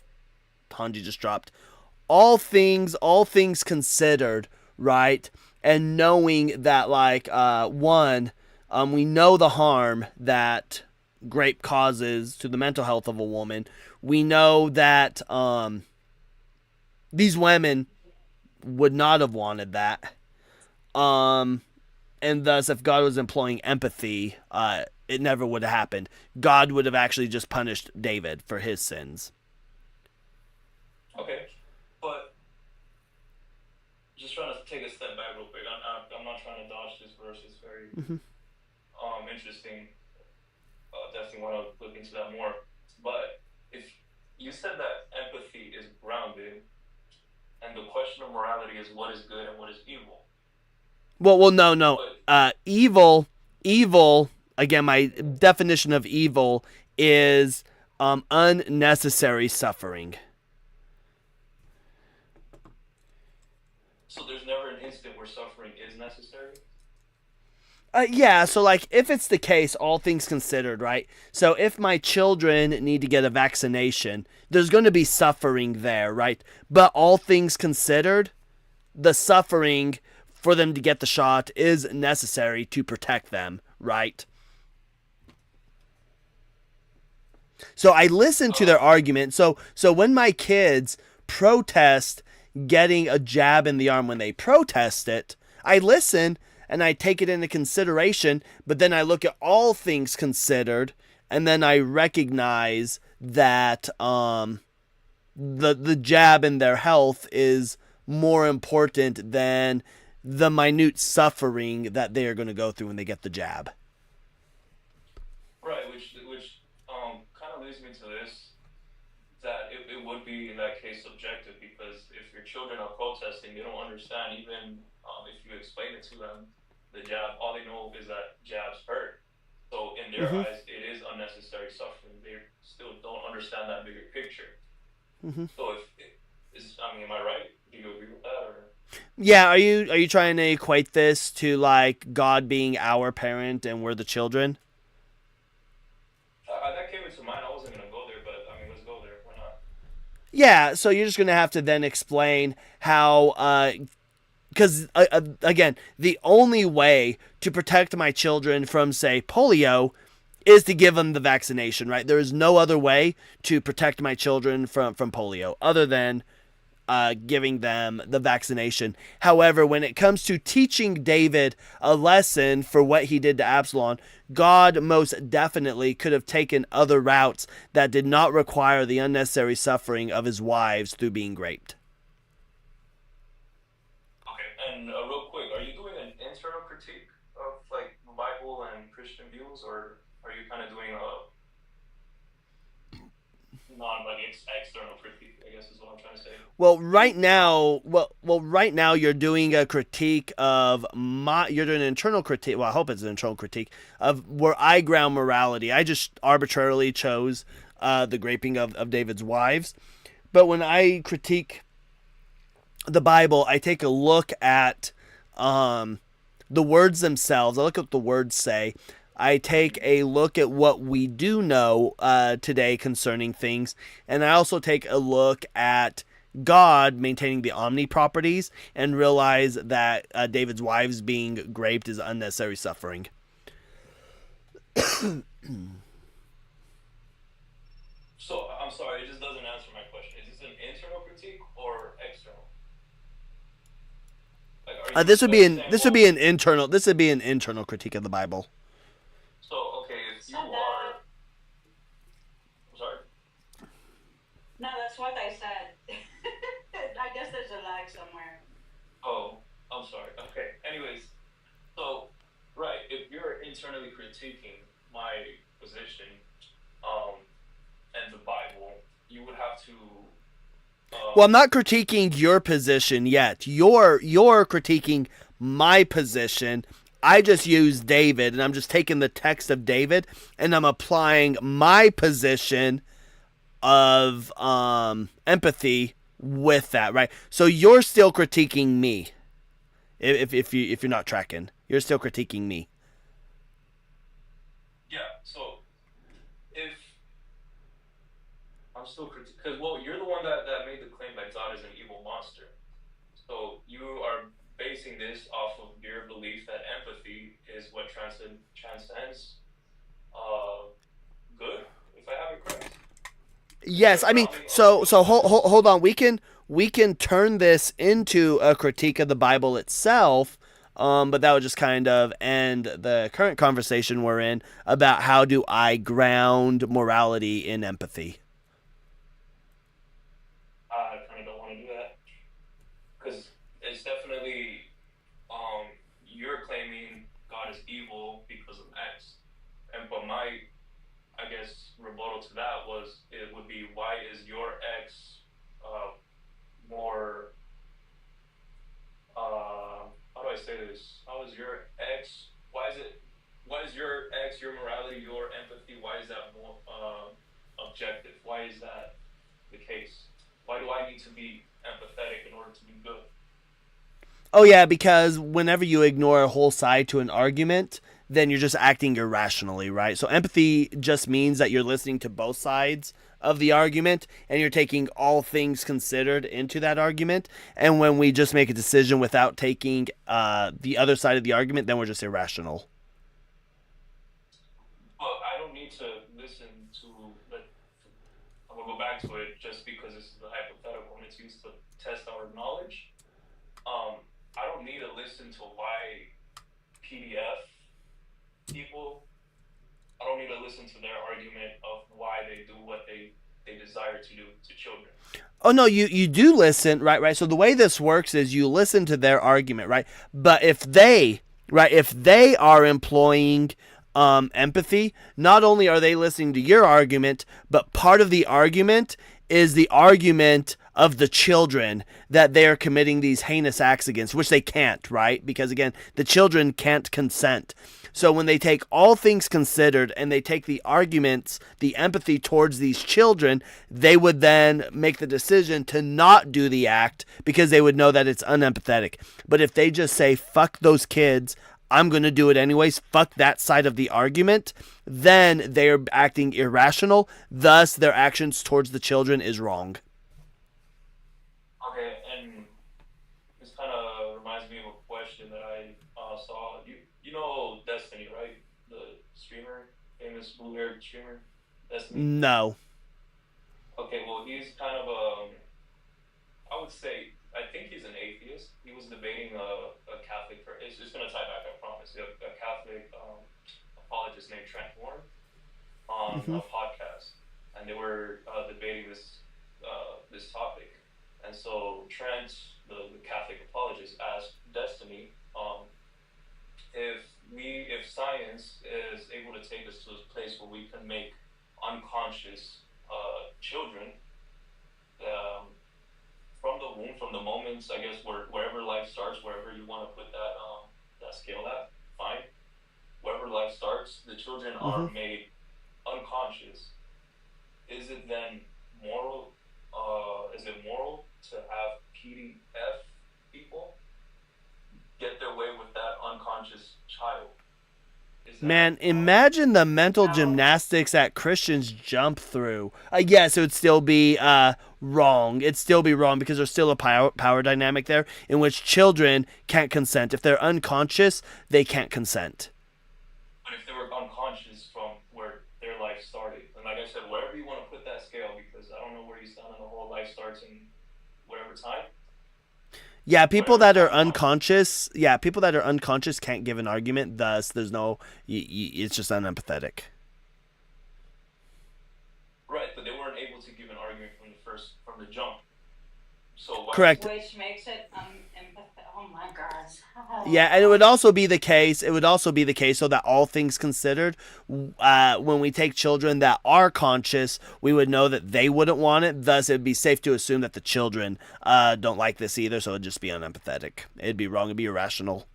Well, that wouldn't be a good argument because children can't consent. So whether they want it or not, it doesn't matter, right? Well, that's what I'm saying. Yeah, that's what I'm saying. Right, but if they don't have that conscience in the first place to even give a decision yes or no, why would that be wrong? If it's just, hey, you know what, there's a massive... David, do I need to check your laptop? I'm sorry. Serious question. I'm not even joking. Do I need to check your laptop? Do I need to invite Federal Bureau of Investigations in here right now, the way you are jumping and gymnasticking for this hypothetical? I would be happy for you to, I guess, have any FBI person check me. That's not what I'm saying, and that's kind of, I don't know why you would assume that. Even use it because Do you know what out of hypotheticals are? any I understand hypotheticals, and let me explain something to you. I do not need to use a hypothetical when it involves children being unconscious and then validate them being unconscious as not a way to defend themselves, thus thinking it's morally okay. That is the issue here. You could have used any other hypothetical with, I don't know, fucking grown adults, pagans, something, but you went straight for the children. Why? Because that's the whole point of a hypothetical. It's meant to be extreme to test your logic. Yeah, but that's what I'm saying is that when we... So when we take children into consideration, we don't just take these children into consideration. We take all children into consideration, right? And so these children would, because again, these are just nameless children, so we would take all children into consideration, right? Which, I mean, they're conscious children, thus this would just be wrong, like from that point of view, right? But it would also be the case that they're children and they're unconscious. So like all across the board, this is just immoral. And that, like Tim said, you'd be irrational. No, because I would disagree with what you just said because I don't take children into consideration. It's simply wrong to do it. Why don't you take children into consideration? Because it's wrong to do it, period. I don't need to think about, hey, does this child like it? Or do they not like it? I don't need to do that. It's wrong to do it to children. Period. Yes, that's what we've been saying. That's literally what we've been saying. All things considered, right? All things considered, it's wrong to do it to children. We've said that already, and you push back against that. You push back, so you don't get to say that because you push back against it. No, I never once pushed back against it. I never even made a claim. What was the whole point of my tangent, Cyber? What was the whole point of my Malacca's tangent? Right, yeah, when you first asked it, I said it's wrong because they're unconscious. And then you said, well, and you then added to the hypothetical, right? You added to the hypothetical and said, well, what if this is what they were made for? Right, but at no point did I say it was right or wrong. Correct. And I told you, well, hold on. I told you right from the beginning, all things considered, because anybody that is unconscious can't give consent, right?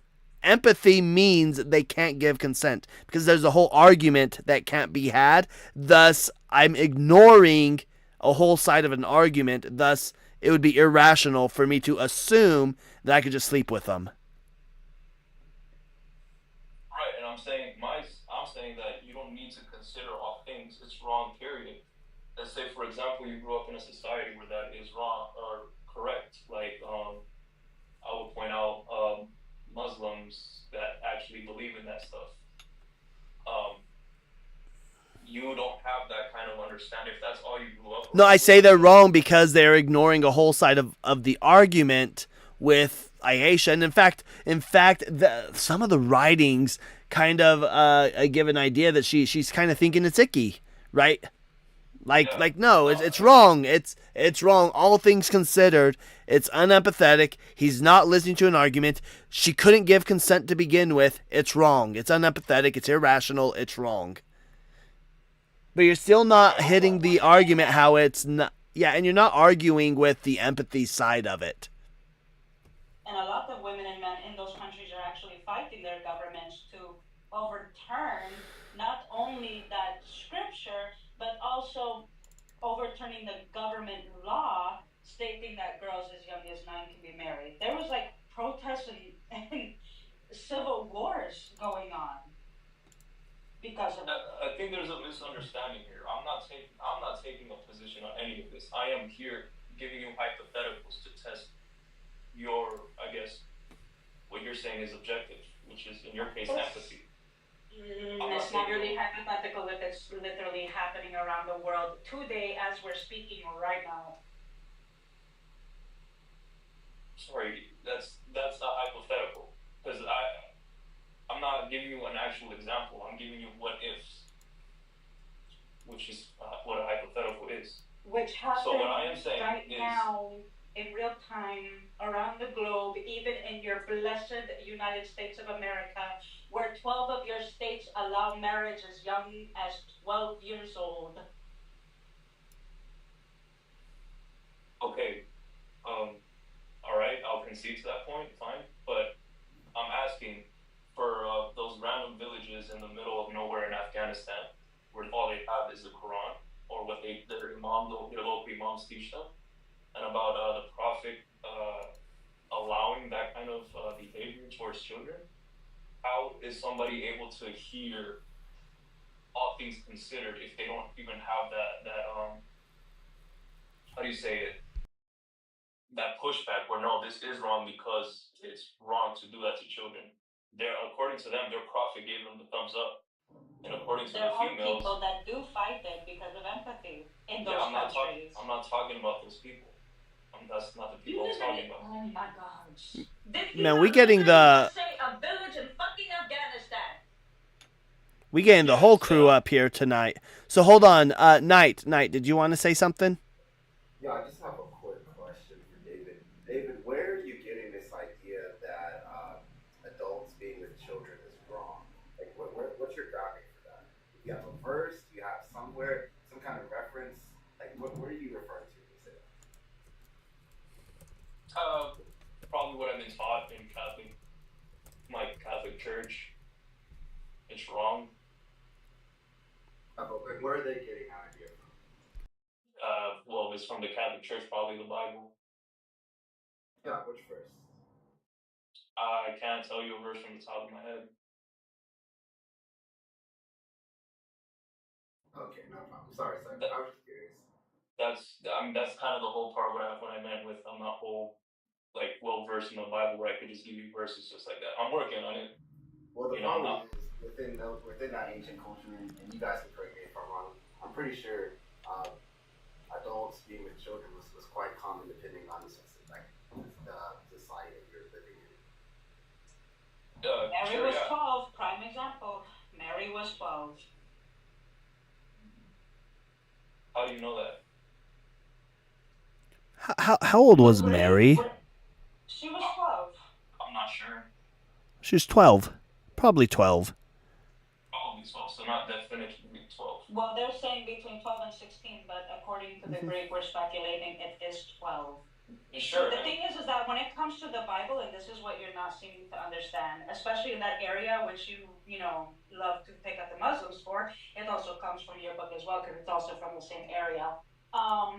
Girls as young as 7 years old were married off because you want to know why? As soon as a girl started her period, she was seen as a woman, therefore able to marry because she was able to birth children. Did you not know that? It sounds familiar, but what also sounds familiar was a verse. I think this was Paul that said that you would have to wait until a little while after the flower of her youth. I think that's what he said. Yeah, which would be around 12 to 16 years old, depending on how late she started her menstrual cycle. Sure, and I also read elsewhere, I don't think this was from the Bible, maybe from me studying Jewish culture, ancient Jewish culture, that they actually wait until the breasts. Can I say that? I'm sorry, I'm not TikTok word or no? Best. Well, so like today for example, right? Today, for example, a bat mitzvah for a girl becoming a woman is at age 12. Now, are Jewish girls getting married at age 12 today? No.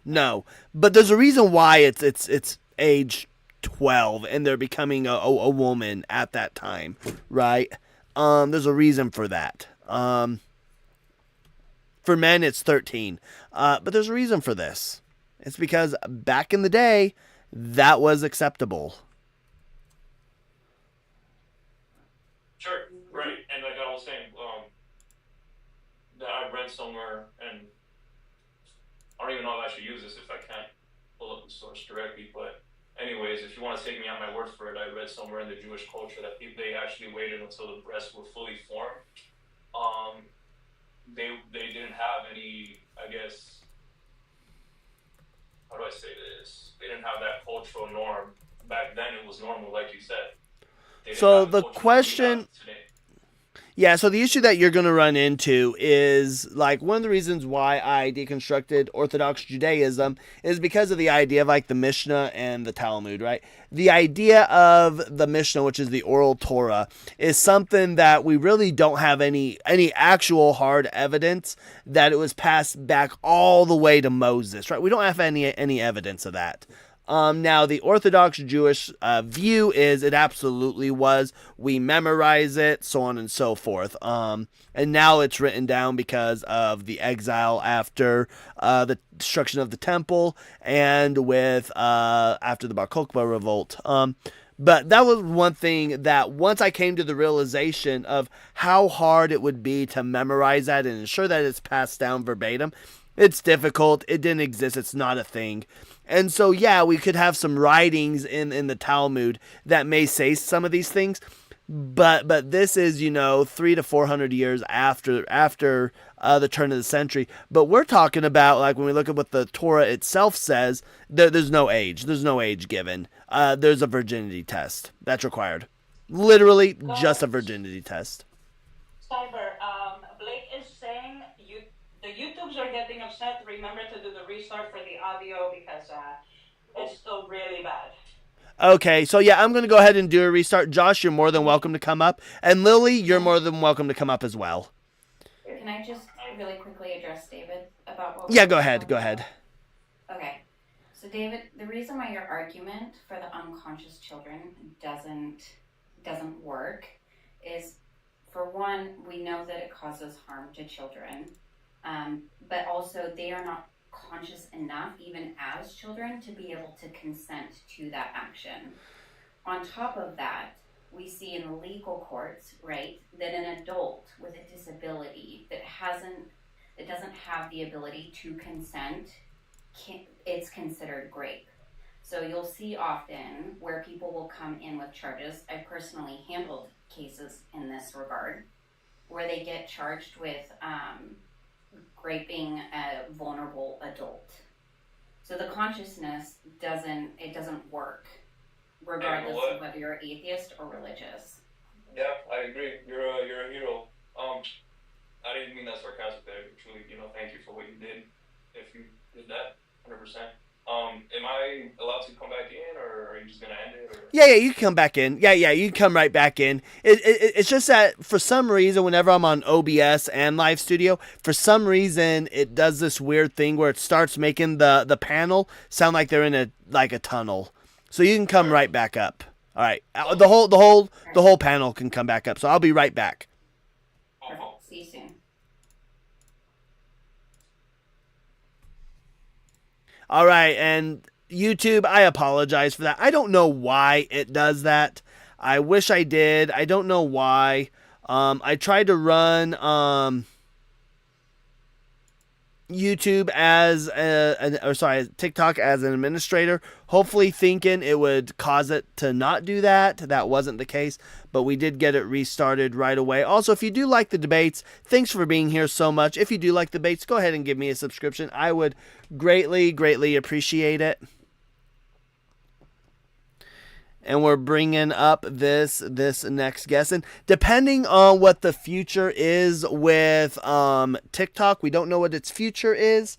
But if it is the case that TikTok does go away here within the next month or two, I'll still be streaming here, and I'll be doing a completely different setup, and it'll be easier, and we won't have these issues that we're having with TikTok.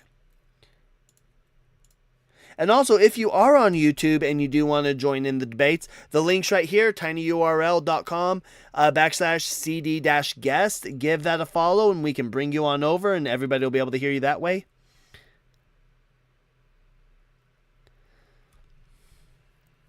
And we are live back on TikTok. How is God a sick lobster?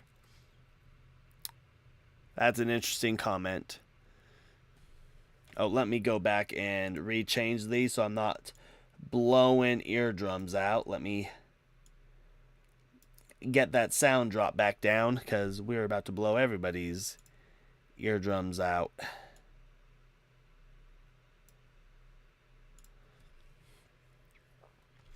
Sentient, I am doing okay. I am doing good. I can't complain too much.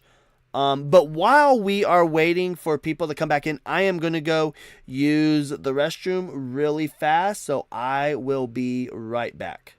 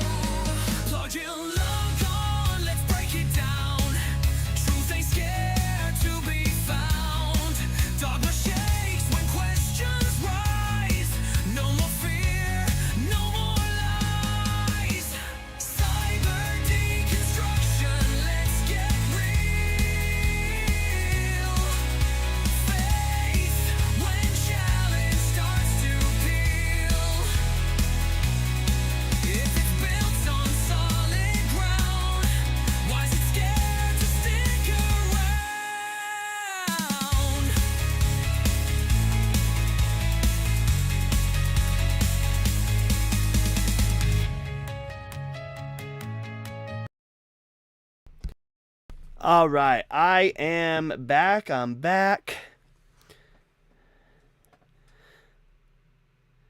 And for those who don't know, Deconstruction Zone, Justin over there, is looking for a gin and tonic recipe to name after Doug. And so if you haven't already, go into my profile, look in the description over on YouTube, on TikTok, click my link. We can definitely go into the Discord. It is the Deconstruction Junction. Join the Discord, and Justin would love to hear your recipes for Doug. Again, his criteria is it must have gin and tonic. Those are the two requirements for it.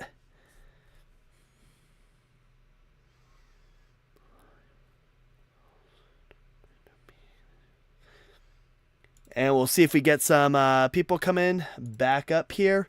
And again, if you're over on YouTube, again, type in the link and we can definitely bring you up and we can definitely talk. I would love to have you over and love to chat with you.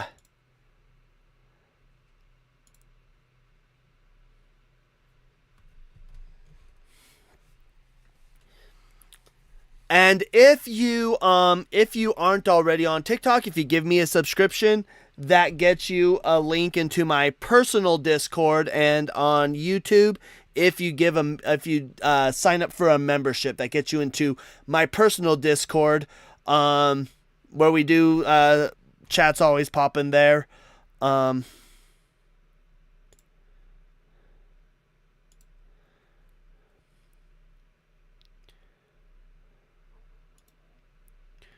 Well, my master, hop on up. I haven't seen the last guest come back. And Joyful is in chat. Joyful, if you want to leave a message, give Joyful a follow as well. And Joyful, if you want to hop over to YouTube as well and give a thing in there. Joyful Apostate, make sure you're following Joyful. Joyful is awesome. And if you're over on YouTube as well, Joyful Apostate, give him a follow.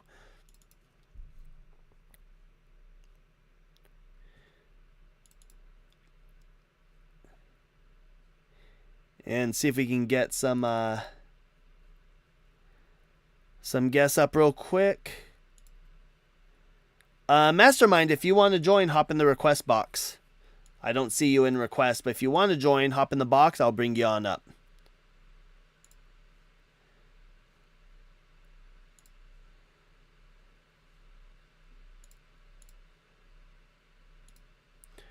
I'm also waiting for people from YouTube. People on YouTube don't seem to be interested. Let's go ahead. Oh, there we go.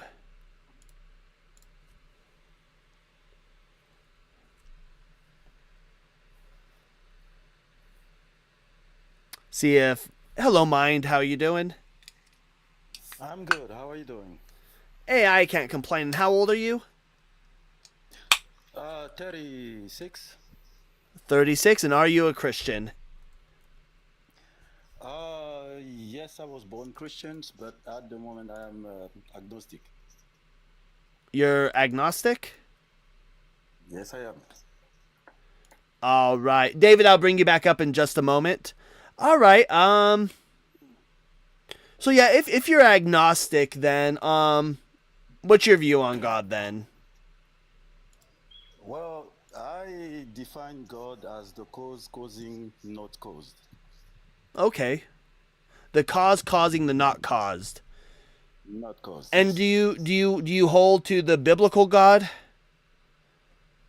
Well, that's the way I wanted to intervene into your life.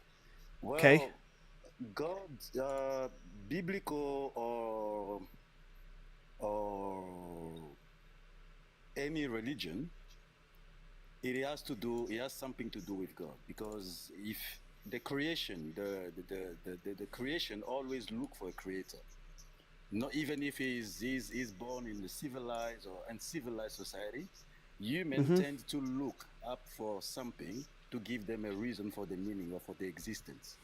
Even if the road has to restart today, you and I disappear, and then new human being on other planets come, they will still look for something that has created them. Because this order in the universe, this order on Earth, everything existing cannot just start as, science define it with the Big Bang. Oh, sure it can. Yeah, sure it can. Well, that's why we're here. That's why we're here, Yeah. isn't it? Well, so guest volume is low on YouTube. Let's see here. Guest volume is low on YouTube. All right, let me know if that does it better on YouTube for the guests. Thank you, Blake. So with the Big Bang, do you believe that the scientific consensus right now is that the Big Bang is like the start of the universe? Well, as I'm sure you know, the Big Bang has never been proven to be true. It is an hypothesis, and until today, nobody has ever moved that from the hypothesis to a fact. No, well, it's a From that theory. point, Do you know from what? that point, we will agree. It is an hypothesis. All research It's says not a it. hypothesis. It's It's not a. Hold on. It's not a hypothesis. It's a theory. Do you know what a theory yes, is? that everything can be a theory. I can start a theory, but is that theory No, you you proven? you can't. You can start a hypothesis, but you can't start a No, no, no, theory. no, Do you no, know no, what a no, no, theory no, no, no, is? no. Yeah, a theory is an idea. No, a theory is something By that has definition, evidence to support it. no, no, no, no, no, no. A theory, it is just an idea. I am very profound when it comes to No, literature. theories. Look. You even have David, who's a theist, disagreeing with you. Theories have evidence to support it. So we have a hypothesis, right? You come up with a hypothesis, and once we start testing the hypothesis and we get studies as a result of those testings, if it turns out that it's of substance, then it becomes a theory, right? Now, theories can be updated. Like, for example, we have like a Newtonian physics here on Earth, like with gravity and stuff. But we found that once we got outside of the Earth's atmosphere, that Newtonian gravity just fell apart. It didn't work anymore. So then they update it with Einstein's relativity and general and special relativity, and then it gets updated with that, right? So yeah, theories never become laws. Like if you're expecting it to, and whole Yes. crap, Coppola, thank you so much for the first time subscription. Thank you so much. And so, yeah, it is the case that it will never become a fact. Like, gravity is still a theory. As a matter of fact, Yeah. electricity is a theory. They don't become facts. That's not how facts work.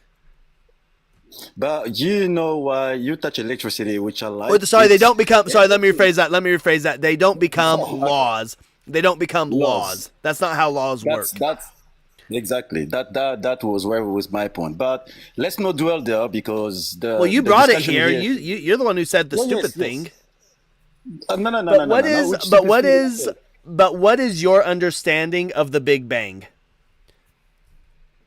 Well, the Big Bang it explained the whole fundament where how does this universe or this world has started.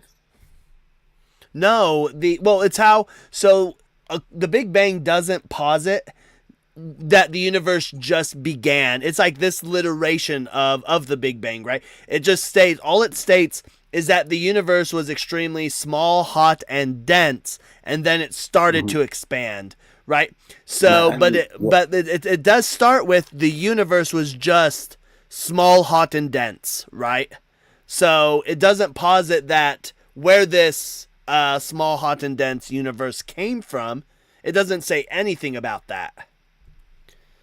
sure. And where are the evidence of that? Of Of the Big Bang? Who was there to witness, to record it, oh, and we're, to we're tell us still that? we're, we're still seeing it today. We're Yeah, able to okay, see it sure. today through Redshift. Sure. So the point should be, our conversation should be about why do you say Pax, God is hold on. Pax, thank you so much for becoming a 5-month subscriber on YouTube. Thank you so much. I appreciate it. Go ahead. Yeah. So the point should be your own tattoo live, which is why is God a sick monster. But before you get there, I think you have one guest where you spoke about the Nephilim, and I'm quite sure maybe Well, hold the on. This is a conversation wild. Hold on. This is a wild pivot from where we were talking yeah. about with the Big Bang, and knowing that today the universe, the Big Bang, is still happening today. It is still expanding, right? So The Big Bang is a belief. It's not a fact. no, it's a theory. We have evidence of it. How do you establish those evidence? Yeah, What because are we're the able what are those to be. evidence? Yeah, because we still see the redshift happening today. Yeah, we can look this up. We're able to look. Yeah, that's what I was thinking. We have the existence of the cosmic microwave background, right? We have an abundance of light elements within the universe. Like there's overwhelming evidence that the And Big that's Bang but is going on, that's and but it's that's still but happening. okay. And in fact, have you been keeping up with the Deci study? Have you even heard of the Deci study? I did, but those are not the things that I'm really interested to because it doesn't lead anywhere. It's a bunch of studies that people do according to they believe, basically. No, they have science to back it up. Quick question: what shapes the Earth? What shapes the Earth? Yeah, what shapes the Earth? What do you mean? What shapes the Earth? Is it? What is the shape of the Earth? I believe it's a sphere.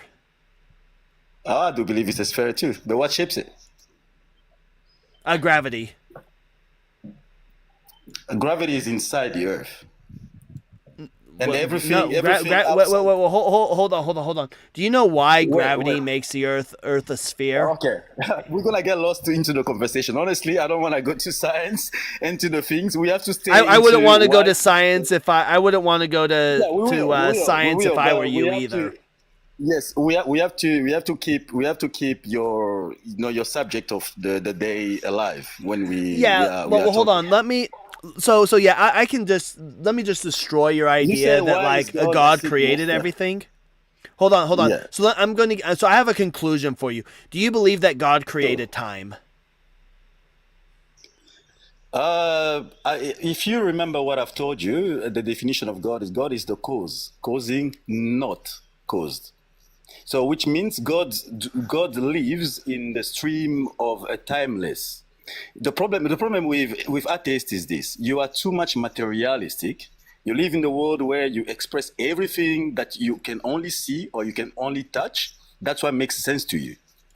No. I live in a world. Yeah. Hold on. I live in a world where Yeah. everything that I experience, everything that we experience, is exactly what we would expect in a naturalistic world, right? What we see, what we experience, is not what we would expect with a God that is all-knowing, all-good, and all-powerful. This we would not Yeah. expect. But All right, so my sure. question for you Answering is, so your hold answer- on. I have a your time. clarifying question. Hold on. I have a answered you yet. clarifying. I haven't answered your first questions. Your first question was about time, right? Yeah. You say if God created time. Time is something conceived by men because we expire. We have Well, a date maybe, of an but we'll expiry. get to that. Wait, We'll get to but that. if I don't finish, you go probably ahead. not get Go my ahead. whole point. All right. So time is only for existing creatures. You know, like you have a date of birth and you have I disagree. a date of birth. I No, disagree. you have a date of birth, and no, that's why we count time. But without a living, an existing Yeah, can you thing, give what me is an time in argument the for that? universe? Give me an argument for that. Well, okay. What is time in the universe? For the Yeah, universe. time is just the progression of states of reality. That's what I would define time as. Thank you. But you're talking about reality, but I'm talking about immaterial. I'm talking about intangible. You are always on reality, on something palpable, something that you can touch and feel, and you can quantify. Oh, we can have But we God can have cannot be hold on. quantified. We God can cannot have be- hold on.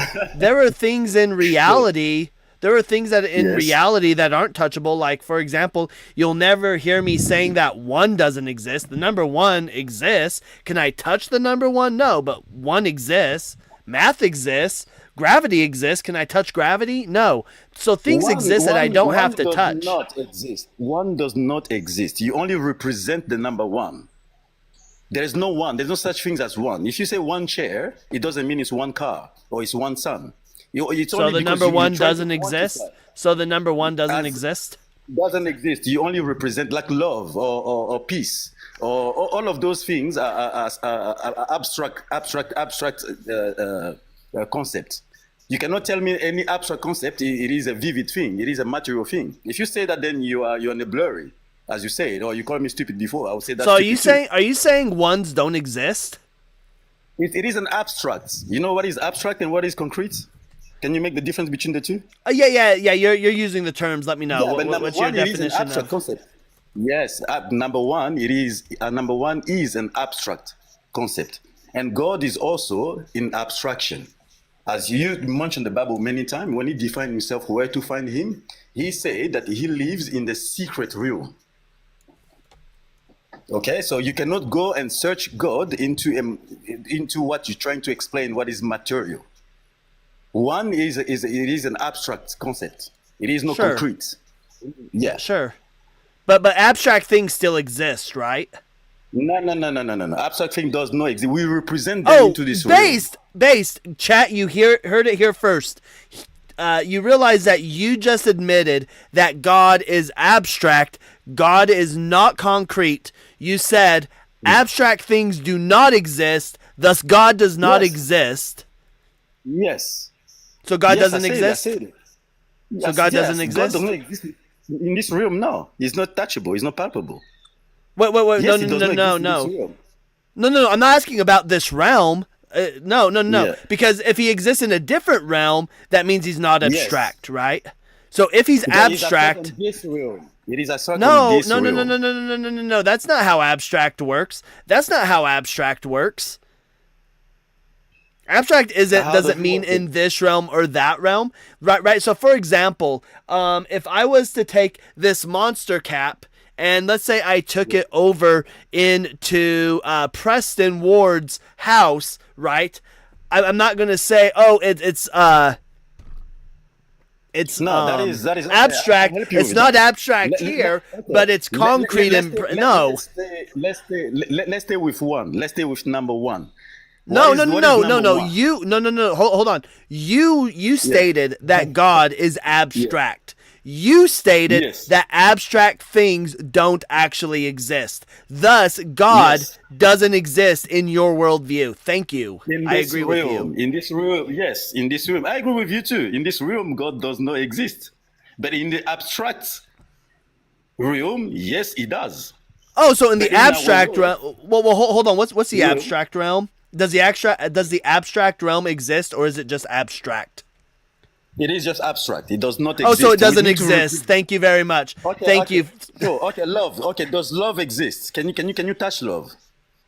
No, love is just a chemical Okay, can you touch? concoction going Okay, off in the sure. brains. Can you touch peace? Can I touch space? Peace, Yeah, I peace. can The touch word peace. space. Yeah, I Peace, can touch. peace. Oh, yeah, these are abstract items, sure, Okay, but sure. they Number exist. one. But peace When you say exists. number one, yeah. When you say number one, can do what is one? Hold Except on. of the I just want to make sure that we're not two ships passing in the night, right? So I acknowledge that like peace, love, and numbers are abstract, right?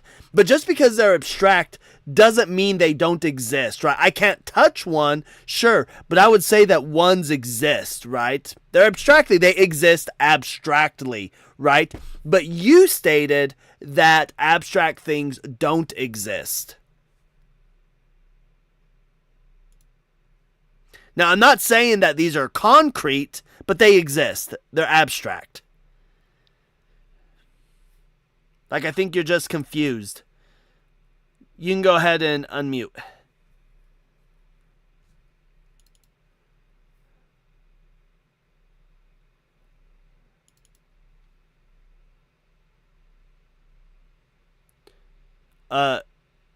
Dropping saucy nuggets. I'll bring you up in a minute.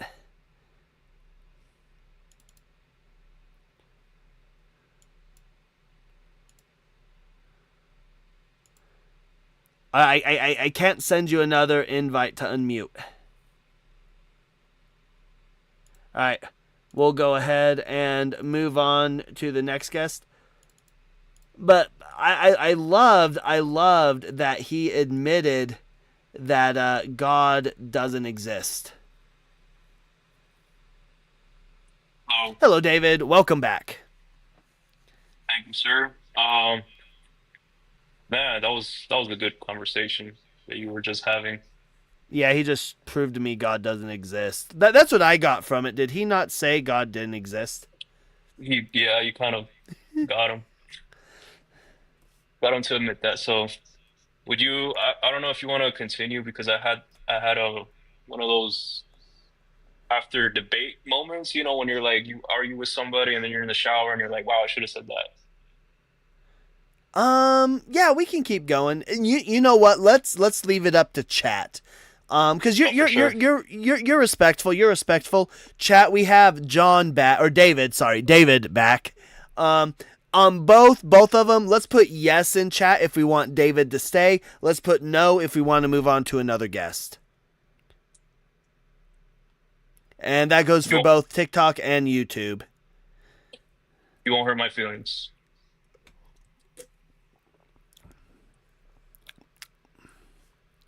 Yes.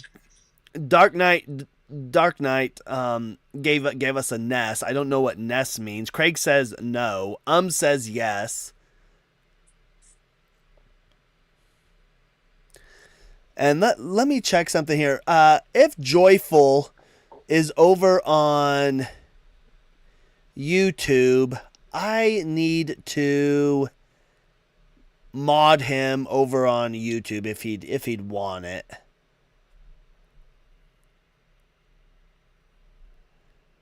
Ooh, YouTube is saying no. YouTube is like, no. Oh man, you're not gonna ban me, are you? I won't ban you. I'll give you 5 minutes. I'll give you 5 minutes. It is 10:30 now, so you probably get about. Arizona Mike is David cute? I don't know. David, are you cute? No. No, Arizona Mike, he is not cute. All right, we're at 10:30. 5 minutes go. What's your argument? All right, let's do it. So again, I wanted to go back to, you were saying morality is based on empathy. Just want to steel man your argument. Yep. Okay, and empathy is pretty much deciding, taking everything into consideration, what would be the best outcome for somebody? No, so empathy is looking at the other person's argument, all things considered, right? And what I mean by that is, like, for example, if somebody is incapable of speaking, we don't have an argument there. They're unable to speak. When we take a look at, like, the sciences, we would take sciences into consideration, how people feel, stuff like that. So all things considered. Well, I think wouldn't science be a descriptor of our world and not a prescription? Doesn't science say how the world works and not how it should Correct. work? Yeah, so like study. So what I mean by that is, like, for example, when we go talking about, like, in the cases that you were given before, when we talk about, like, siblings, right? When we look at siblings, we do know through studies that have been conducted, we do know that, and I'm trying to say this kind of fast so we can get through your points. We do know that, like, when it comes to families, through various studies, we know that families tend to support each other, which means that that's an issue there. We do know that, like, with siblings, when there's an older sibling, the younger siblings tend to look up to the older sibling, so there's a power dynamic there. And so these would just say, all things considered, that incest is wrong. Even if the siblings are consenting, it's still wrong, all things considered, because of the power dynamic. So again, you're not kind of leaning towards, like, consequentialism. Wow. Correct. Yeah. I'm not a consequentialist. Like, I don't give in to the, like for example, if you're gonna give me the argument of, if I have to shoot this child in order to save blah blah blah more child, right? Well, all things considered, I'm probably going to do nothing, right? But all things considered, also, I wouldn't say any decision that you make in that instance, I would be like, all things considered, you're probably good with any decision you make. There's no right or wrong moral decision in there. But I personally would probably do nothing. But wouldn't there be a lesser evil in that sense, or something that's more good? Well, again, my goal is to stop unnecessary suffering, right? So I don't take into the account that the less people suffering, it'd be the case of, again, if I'm taking a look into the case of this individual that this is going to harm versus the other people, I'll take it into the argument and I'll just choose to do nothing. And you think but yeah, it's still rational. It's still it's still rational and morally. Yep. It's still rational and moral because I'm taking all things into consideration, right? But I cannot place the view of 10 children over the one person, right? Everybody's feelings are equally valid, and so I would just choose to do nothing. Right, but I would say that choosing nothing in a lot of cases could be actually the most evil out of any given, I guess, example. Yeah, correct. I understand that there's going to be more in this case. There'd be more in this situation, life lost. Like, I'm aware of that. However, if I'm going to be consistent in my worldview, I still have to hold that empathy is, and I still have to take that one person's argument into consideration, and thus I would not do anything. So I understand there is going to be, so I understand, I'm well aware that there is going to be more life lost as a result, but I still have to take that person's argument into consideration.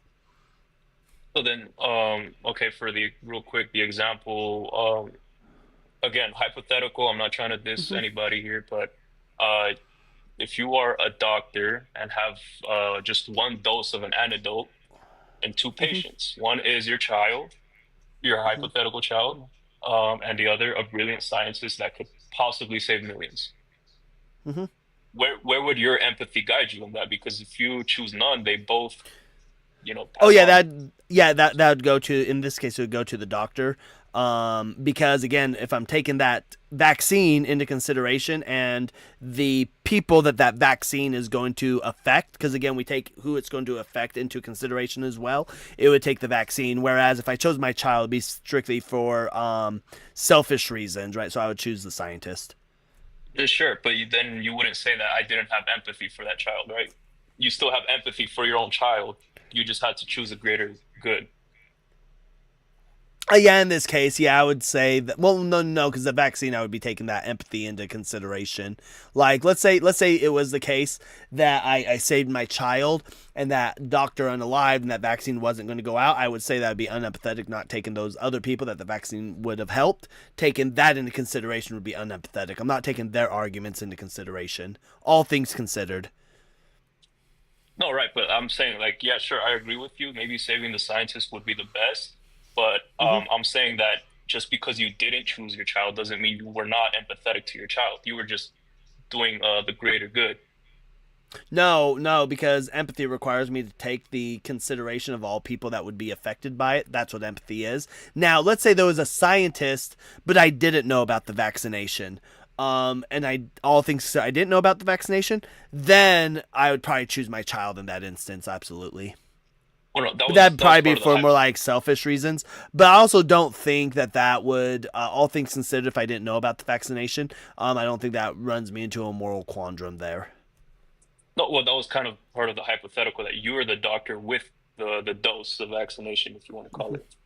Yeah. So yeah, like what Preston said, in cases where you can't be empathetic to all parties, you choose the most empathetic choice. And that's what I stand by, is the most empathetic choice, right? Right, but then that would I guess this would be my last statement, my time's up, but I guess that would mean that empathy wouldn't be the only consideration when it comes to moral decisions. Empathy still is. Empathy still is, because again, empathy is listening to both sides of the argument with all things considered. That's the important thing. All things considered. But hey, I appreciate you coming up. I'm going to go ahead and move on. Give me a follow, though. You're more than welcome to come up anytime. And join our Discord. Let's give David some W's. I actually enjoyed that conversation. But it is the case that chat did speak.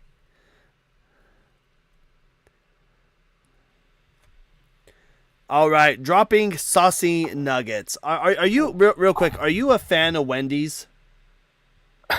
Yeah, it's been a while since I ate there, but solid place. Well, go get some saucy nuggets tomorrow. Is that the place to go to, you think? Well, that's the only place that I know of that has saucy nuggets on their menu. I mean, Buffalo Wild Wings? I mean, there's plenty of places. No, those are either boneless or bone-in or bone-out wings. They don't market them as saucy nuggets. These are nugs that are boneless or boned. You sauce them however you want, all right? That's fair. Anyways, how old are you? I'm 40. All right, and are you a Christian? I am, yes. All right. Why is the God a sick fuck? I got a question for you. Okay. You seem to hold to the ontology of like abstract objects existing. Is that fair? Yeah. Do I believe that like they're physical? No, but I think they like exist Sure, abstractly. they're abstract. Yeah, they would be obviously not physical. But were you like a Platonist or? Yeah, kind of Platonist. Yeah. Do you think that like logical laws are necessary? I believe like the logical laws are just what we observe. So it could be the case that maybe there's some laws of logic that is something that we just haven't observed. But they just explain the world how we observe it. Same with like physics. I don't think the laws of physics exist. Sure. I think they just explain the world around us. Well, that would be, I think, different categories. Physics would obviously imply Correct, our yeah. physical reality. Logic would be above, like metaphysically speaking. Can the law of non-contradiction ever actually be broken? Can A equal B at the same time? Do you think that's like always the case, or do you think that's just contingently the case? I think it's always the case. So that would be necessary, right? Like in the fact that like no matter what physical material world you create, A is always going to equal A cannot equal B. You have the law of the excluded middle. You have all these logical entailments that follow from that necessarily. Well, it's as far as we realize, as far as we've seen, it could be the case that maybe something occurs in which that's not the case, right? But we haven't experienced that so far. I guess in the terms of like your worldview, do you think that is actually possible that A can equal B? Yeah, A will always equal A. Correct. So you would say like logically speaking, that is the case, metaphysically speaking, no matter what happens physically, that metaphysical rule cannot be violated.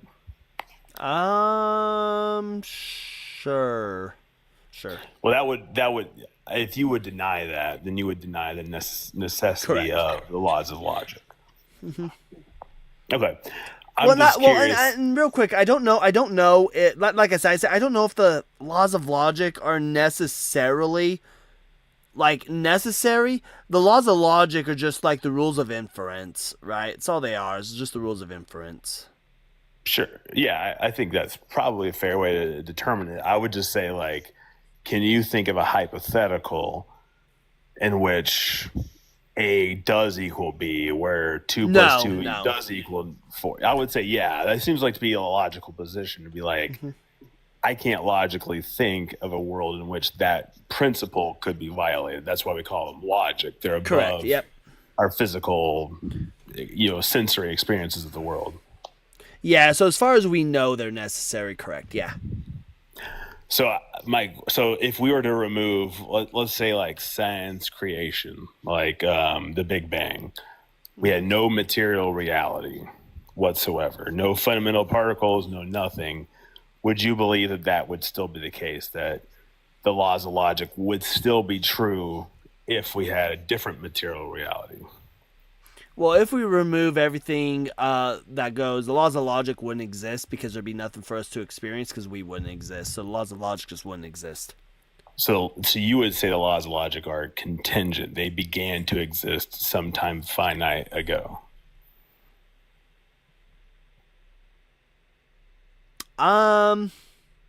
Depends. I believe that as long as there is a world in existence, so no. You're right. The laws of logic, yes. So the laws of logic would still exist. There'd just be nothing for them to be applied to. But yeah, they still exist. I think that's a fair way to represent it. Yeah. Like these metaphysical propositions would still be true, regardless if physical matter existed in any configuration at all. Is that a fair assumption? Wait, say that again? So like these metaphysical truths that A equals A cannot equal B would still be true if there was no physical reality. In any way you constructed it, it still would be the case that A equals A, the law of the excluded middle, etc. I'm looking at something right now. You're good.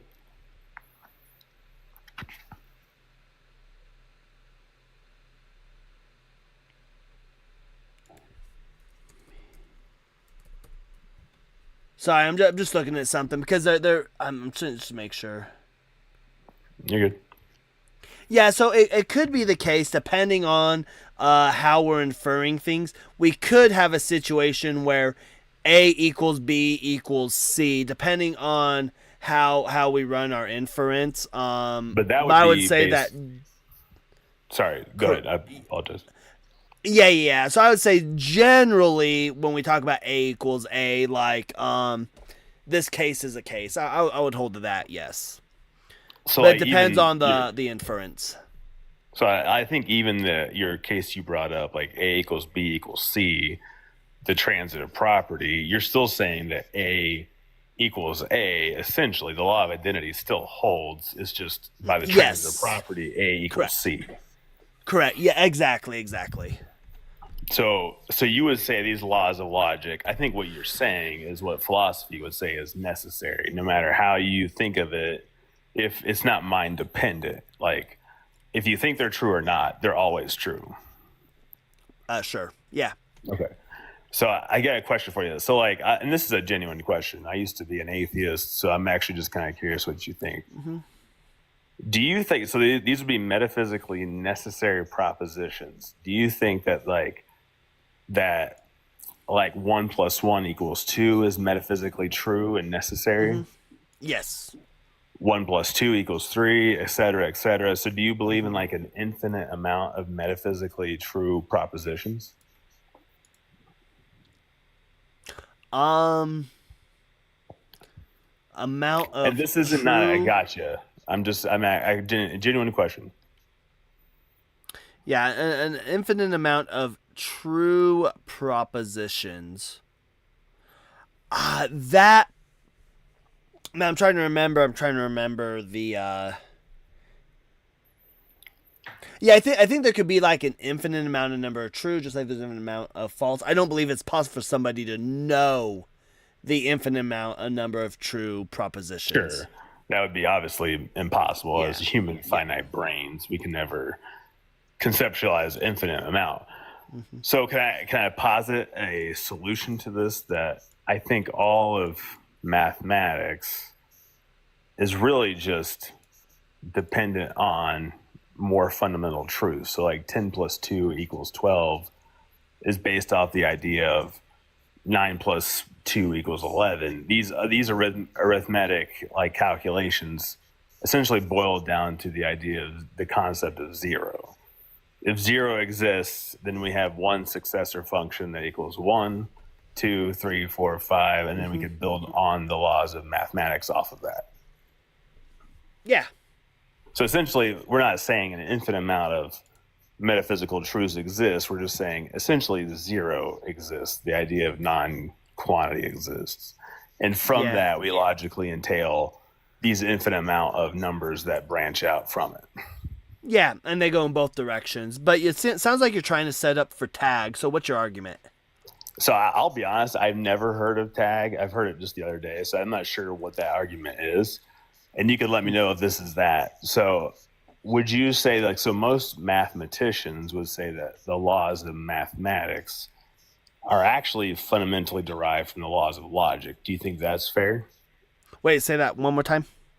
So most like philosophers of mathematics would say ultimately the laws of mathematics, the necessary truths of mathematics are actually derived from, or more fundamentally described by the laws of logic. If you don't have the law of identity, you don't know if the quantity of 1 actually does equal 1. Maybe I'd agree with that. Things like that. Yeah, and hold on real quick. If you're not already, chat, give Crystal J a follow if you're not already. She's been messaging in chat. Give her a follow. And Crystal, if you want to hop over to YouTube as well, make sure you give her a follow. She is an awesome creator. She does both TikTok and YouTube. So give her a follow. And on YouTube, it is I am Crystal J. J is Jae. Anyways, go ahead. Yeah, you're good. So essentially, I think what we're saying, and I think some people in the chat are saying, is math is just the language of logic. It's the same thing as logic. It boils down from logic. Yep. So really, I think what I'm trying to say is the only metaphysically necessary thing that actually exists is the foundation of logic.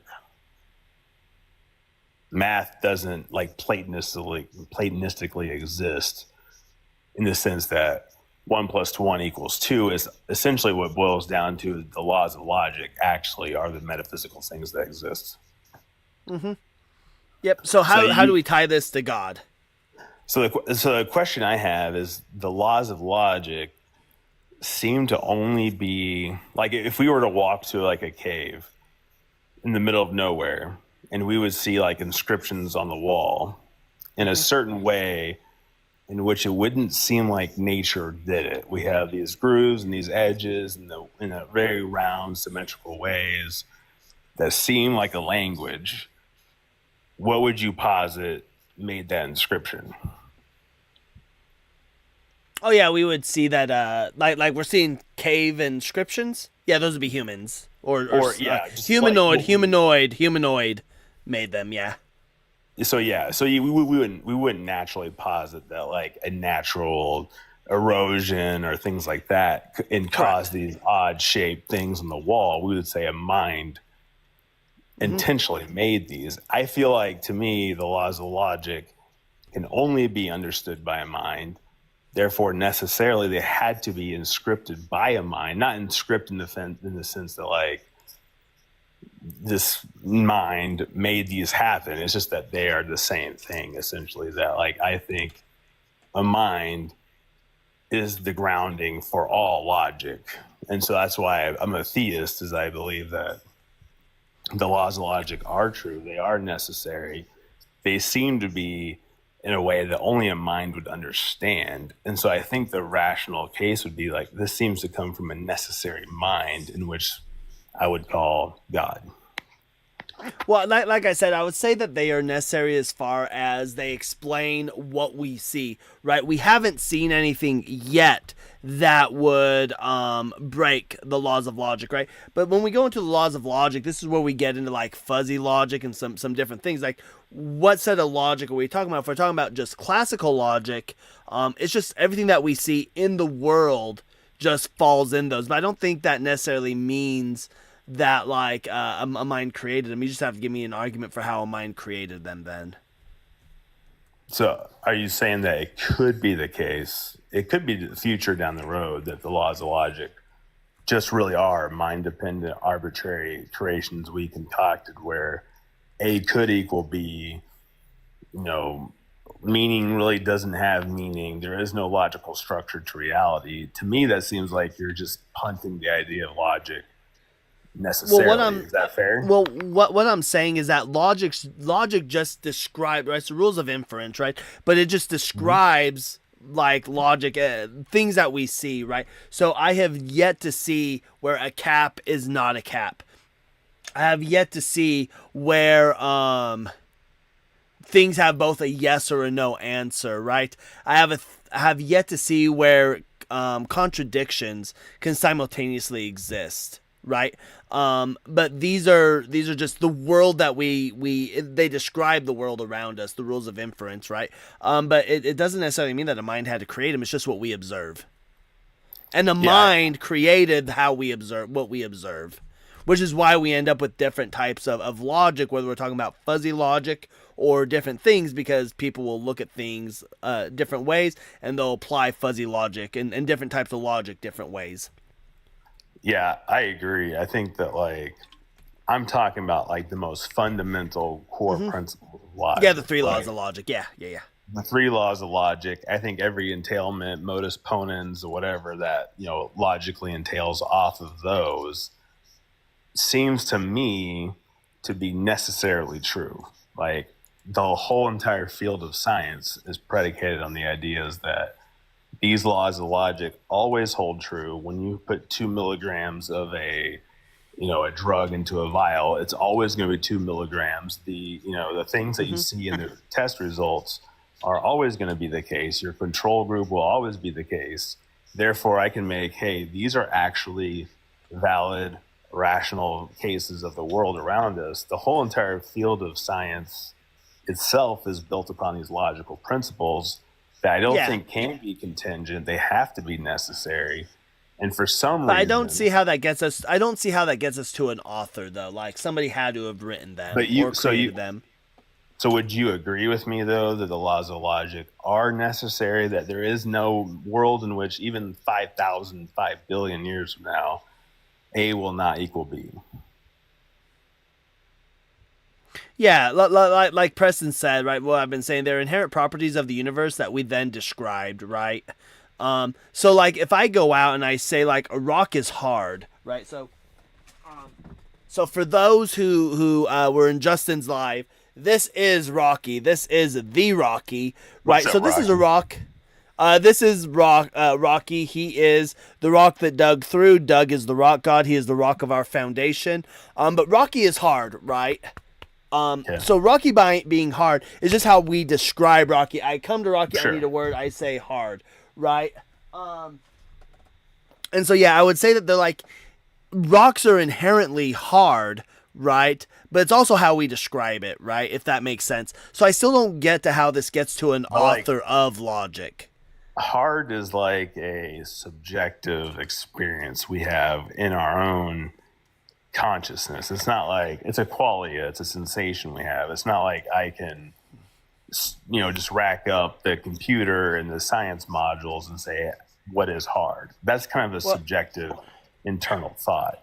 So I think you're kind of proving my case that like these laws of logic seem to have some type of mental capacity to them. They don't seem to be just like we wouldn't walk into a cave and say, hey, these inscriptions seem to be in a way that only a mind can understand. But I just think that it's rational to understand that, hey, like the laws of logic seem to be a language written on reality. I think it seems logical to think that a mind is what these entail from. These are grounded in a mind. Well, yeah, but what I think you're missing, and again, it's a case where these are just things that we observe, right? Like we observe like repeating patterns, we observe things, right? Like mathematics, we know mathematics because of repeating patterns, right? And we know that when we break things down a certain way. But we get mathematics. Same hold on. Same thing with like logic, right? There's things that we notice and we can attribute them because of the laws of logic, right? But that doesn't mean like somebody authored them. It's just what we observe, right? So that doesn't mean anybody wrote it. It's just what we observe. So I see where you're coming from. Would you say that like when we do like infinite set theory and things like that, like that is something we don't see in reality, but we can abstractly, logically get to that conclusion, right? Wait, say that again? So, like, set theory deals with actual infinites. Yeah. So I learned a long time ago, like, don't talk about things you don't know. I don't know much about infinite set theory. Unfortunately, I don't know much about it, so... So that's fair. So like usually a common critique of like the Kalam is that, hey, we do have actual infinites. They exist in the abstract realm of mathematics. Mm-hmm. And so I'm just trying to say that like we can conceptualize an actual infinite and it be completely logical. Like I think like that's, I don't know, I think that's a logical thing we could think of that we don't see empirically tested ever, but we can logically infer that, hey, we can abstract infinite amounts of these abstract objects and be totally logical, even though we can never ever see this empirically tested. So the idea is that abstract objects, mathematics, isn't just based off of what we physically see. It's based off of things we can rationalize to because we have minds that go above just the physical world. Yeah, but I'm wondering how we tie this to God, though. Can we just tie this to God, though? Well, I guess you'd have to. The only way this can make sense is you'd have to agree with me that these necessary truths, no matter how we look at them, would always have to be the case. If you deny that, I feel like you're just denying logic itself. Is that fair, or do you think I'm being inaccurate? I don't know. Well, so numbers are infinite. Numbers go. There's no first number. There's no last number. There's always a number before. Like, so there are things that are infinite, but there's things that aren't. You believe that, even though we can't actually see it empirically, right? Yeah, correct. So so I'm saying, like, you made the point that mathematics is literally just what we see. I'm trying to say that we actually don't see infinites in reality, yet we can conceptualize them. It seems as though these laws of logic just aren't based off of physical reality. We can actually abstractly, logically, and come to these conclusions outside of our physical reality. Wait, say that one more time. So it seemed like you made the case that, like, mathematics is just equal to our physical reality. Like, we only know that 2 + 2 = 4 because we put 2 rocks together and 2 rocks together and 4 became 4, and that's just what mathematics is. I'm trying to say that mathematics can also deal in infinites and adding an infinites and subtracting and multiplying them, and these abstract ways of thinking about things we can never even possibly see in the physical world. So clearly we have rationalized to a level of mathematics that is not. Yeah. So real quick, chat is asking in both YouTube and where's God in this? Like, we need to get to God, right? We need to get to God. If we don't need to get to God, I gotta move on. I guess the only way that I could, like, make sense of this is if you agree with me. If you disagree with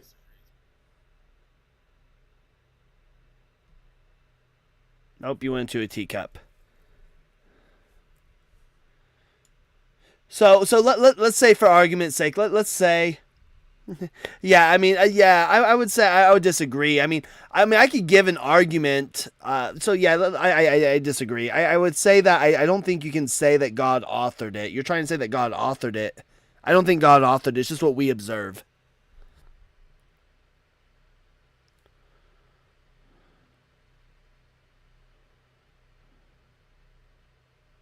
Are you there?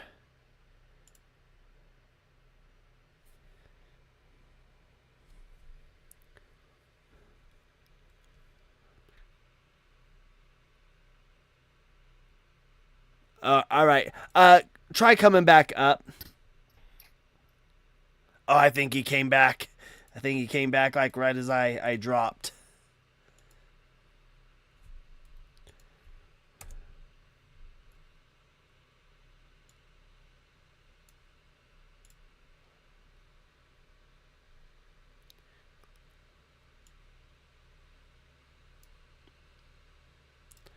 See if we can bring him back up.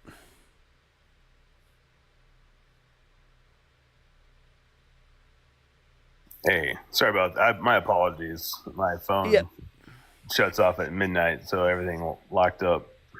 Yep, not a problem. I hear you now. So yeah, I just like there are numbers, like there's an infinite number of abstract numbers going in one direction, infinite number goes in the other way, but I just don't know how you're tying this to God.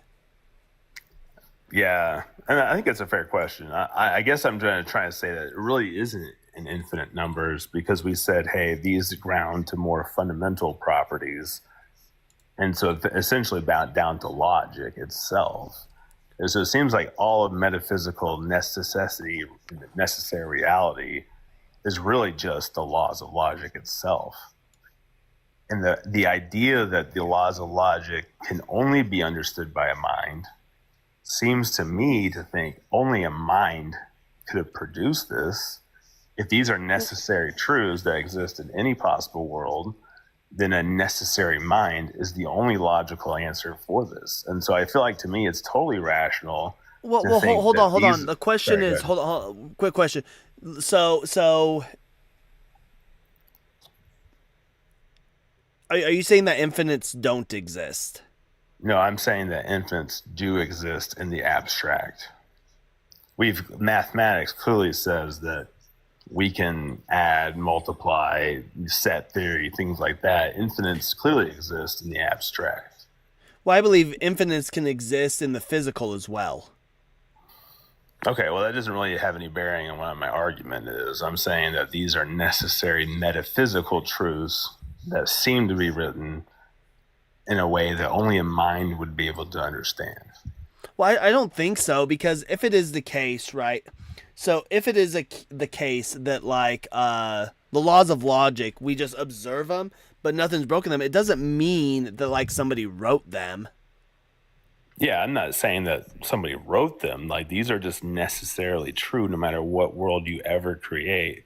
They didn't begin to exist some finite time ago. They've always been the case. They will always be the case no matter if humans existed or not.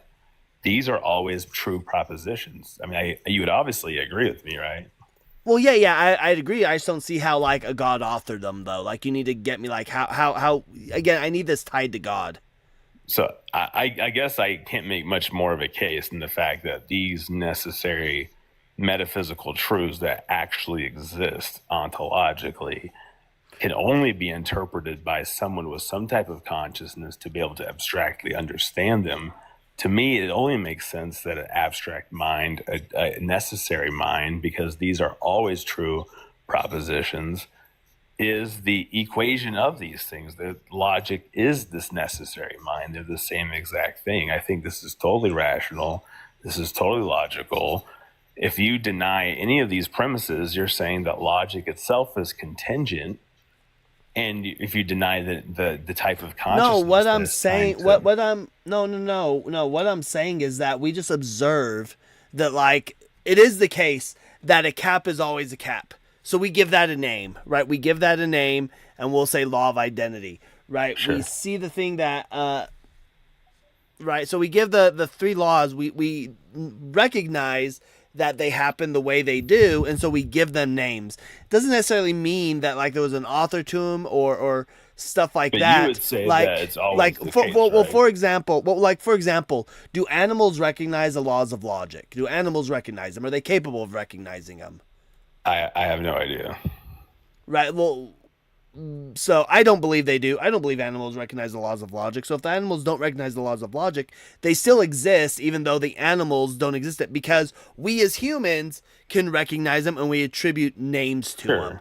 Only a certain Right. type of consciousness seems to understand these laws of logic. It doesn't mean But that they doesn't don't mean exist. hold on. But that doesn't mean they don't exist without that mind, right? So a mind's irrelevant in this case. But you admit that if there was no minds at all, these would still exist, right? Yeah, they'd still exist. Like as properties that are out there, they wouldn't have a name to them though. Like there'd be no name. Like we wouldn't. Sure, The idea of yeah. So the idea of ontology the of them would three. still be true. Yeah. Well. Yeah. Sure. Okay, well, it doesn't matter what name you give it. I'm calling them necessary truths. You can call them whatever the heck you want. I'm just saying these would always be the case. They would always be true, no matter what world you could possibly create. This is a necessary part of the very fabric of reality. It seems like only a mind could comprehend these things. It seems to me logical. Only a mind could they be grounded in. No, you have to give me an argument. Hold on, you'd have to give me. Crazy. Well, no, you'd have to give me. Well, can you give me an argument that the universe could be any other way? Man, I don't think so. I mean, I don't think of a way in which the laws of logic could be any other way. Obviously, so hold our on, if it can't reality could be any other way. I mean, it doesn't. We don't have to be here. We don't have to be having this conversation. Clearly, we're contingent, but I feel like the laws of logic are not that way. They seem to be in a way in which, no matter how you structured the material reality, 1 + 1 would always equal 2. A would always equal A. I'm thinking those are necessary truths. Or it could just always be a fundamental fact of how the world is, how the universe is. That's what I'm trying to say. Yeah, but there doesn't need to be a God associated with that. You just need to tie it to God. That's fine. I've been waiting for you to tie it to God. You don't have to believe it's God. I'm just saying, to me, it's a perfectly logical question to say, why are these metaphysically necessary laws of logic that exist no matter what, only in a way in which a mind could understand? To me, the only logical answer is they come from a necessary mind. If No, you the don't only agree reason with that, that's hold on. fine. The only reason why you would say that's a logical mind could describe them is because it's our logical mind that gives them a name and gives them attributes and stuff, right? But that isn't the case. That like not just because we're attributes. able to recognize patterns and stuff, which is what we do as humans, doesn't mean that it could be any other way, right? Well, Doesn't mean there's a God if there. If you believe that, then you're essentially saying that the laws of logic could be different. A could actually equal B. No, that's what I'm saying. What I need you to do is get. So again, I believe in, I don't know if you kept up with the Deci study, but I believe the universe goes through a series of big bangs and big crunches, right? Okay. And so you would just need to explain. It doesn't matter. Say what? The beautiful thing about this is it doesn't matter. We're talking about metaphysical truths that do not tie at all to the physical reality. No. You're right. But what I'm asking though is you still need to tie it to a God. It hasn't been tied to a God. Okay, well, you're just asserting. Well, hold on. You're just asserting that because we as humans who have a mind, we recognize that these laws of logic, and maybe there's a fourth law of logic, a fourth classical law that we just haven't discovered yet, right? Which kind of blow your thing out. But you say because we recognize patterns and we've pointed these out and we've said, hey, logic exists, that then there must be a creator. I just need you to tie that to God. I mean, I guess the first idea would be, obviously, we're just dealing with what we know now. Like we're taking abductive reasoning. We're saying, what is the inference to the best explanation, right? Well, yeah. Well, let me maybe I can help you with this. I can give you evidence against a God. I can give you evidence against a creator.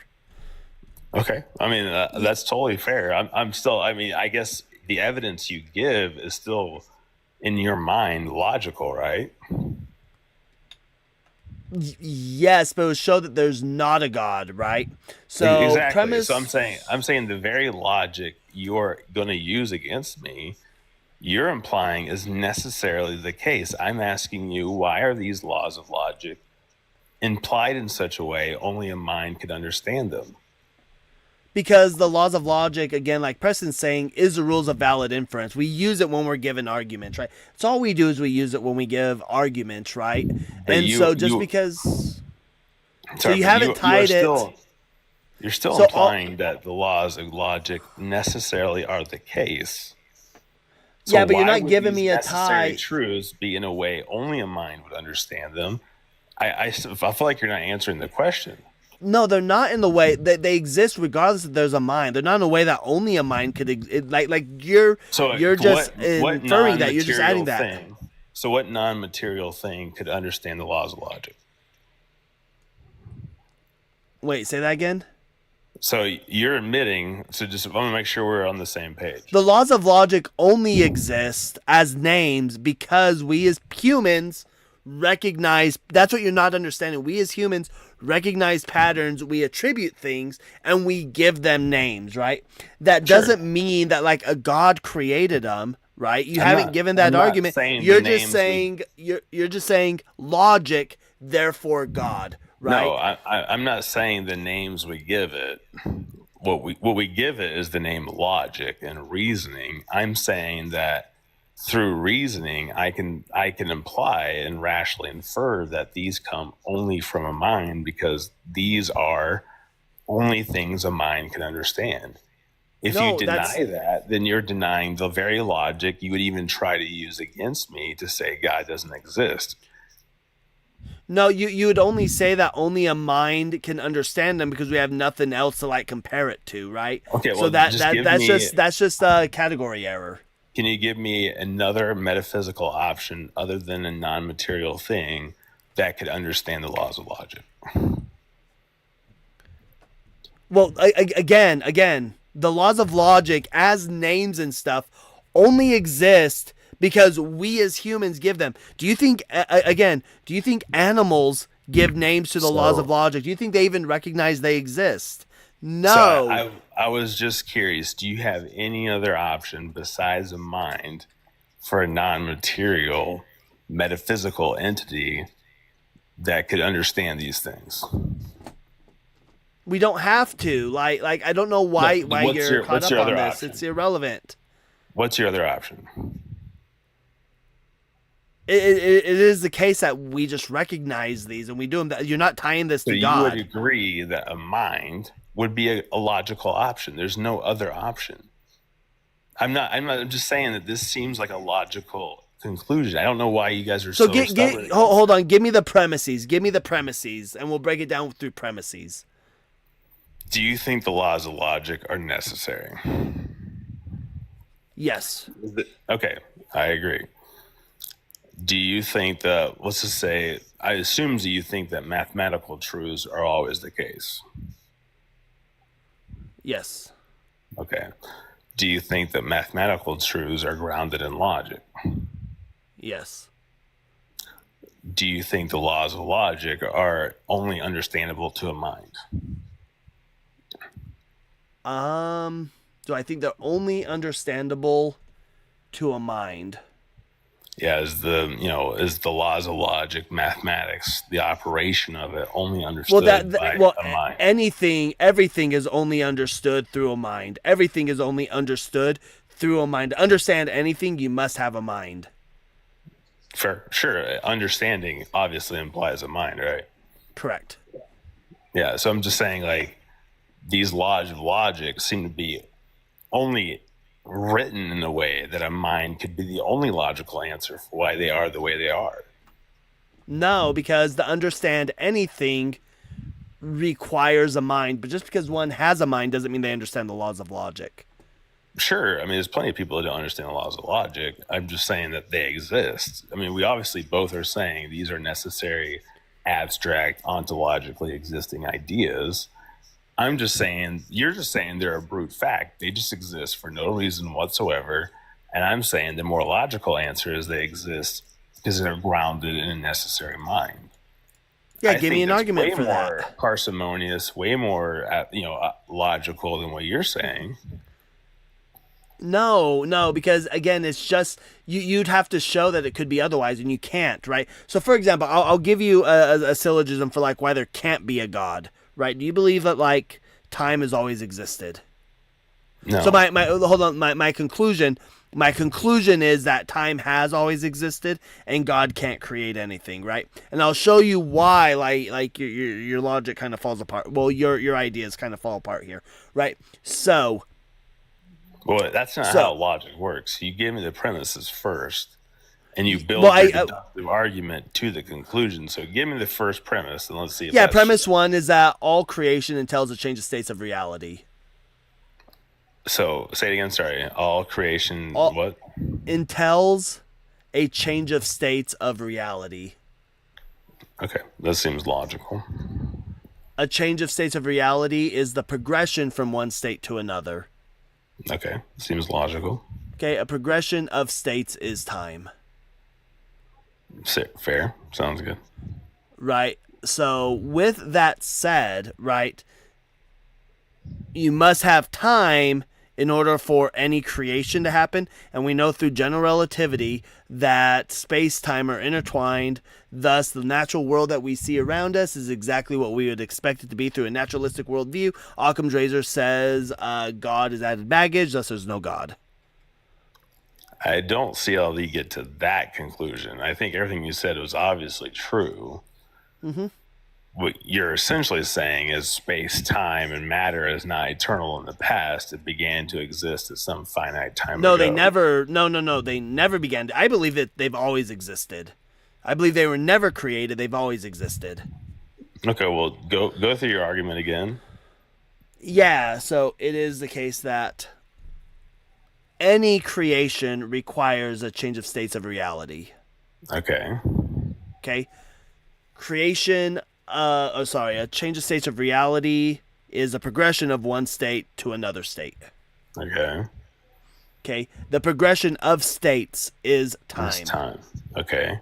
So you're getting from that syllogism that we just have time eternally in the past. Time has always existed. Thus the universe has always existed. Thus there's no creation. So in order to have time, I assume you think we have always had to have matter. Wait, say that again? So I'm assuming, and correct me if I'm wrong, do you think that matter has always eternally existed in the past? Yes. Okay. So like, how do you get around the idea of like most cosmologists saying 13 billion plus years ago we have some type of singularity in which all matter, all space time began to exist? Oh, that's not what they say. That hasn't been the theorem in the last 50 years. It is that singularity was a hot dense mess.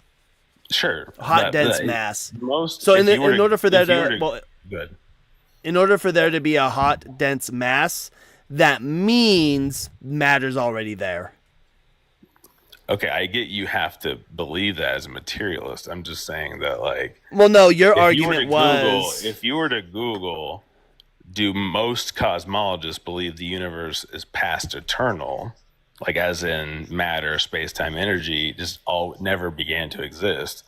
The answer is no. Most cosmologists believe that the universe is not past eternal.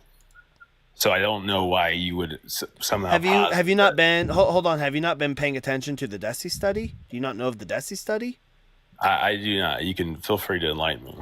Yeah, so the DESI study stands for Dark Energy Spectroscope Instrument. It's a big ass telescope that's here in the U.S. and for the last 6 years, it's been doing constant 3D modeling of the known galaxy, and it's been marking the redshift, right? The redshift is important because the redshift is how we know the universe is still expanding. It's how we know the Big Bang is still happening. Sure. The DESI study has shown in its last 2 to 3 studies of it that have come out, have shown that the redshift is starting to decelerate, which means that gravity is starting to have an impact on the dark energy, which means that it could eventually, if it decelerates enough, probably within the next 100 billion years, it's going to decelerate enough to where it comes to a standstill, and then gravity is going to pull it back in. So it is the case that through the DESI study, it is showing that the universe is cyclic, that it goes through a series of big bangs and big crunches, big bang, big crunch, big bang, big crunch. So you're saying that if I were to Google, I apologize, I'm not a scholar in cosmology, but if I were to Google, do most cosmologists think that the DESI studies equal a cyclical universe? You're saying that they overwhelmingly would all be like, yes, the cyclical model is correct. Do we base justification off of an appeal to authority, or do we look at data and we can say this is sufficient? I 100% agree with you. I'm just saying I am not a cosmologist. I'm going to trust them.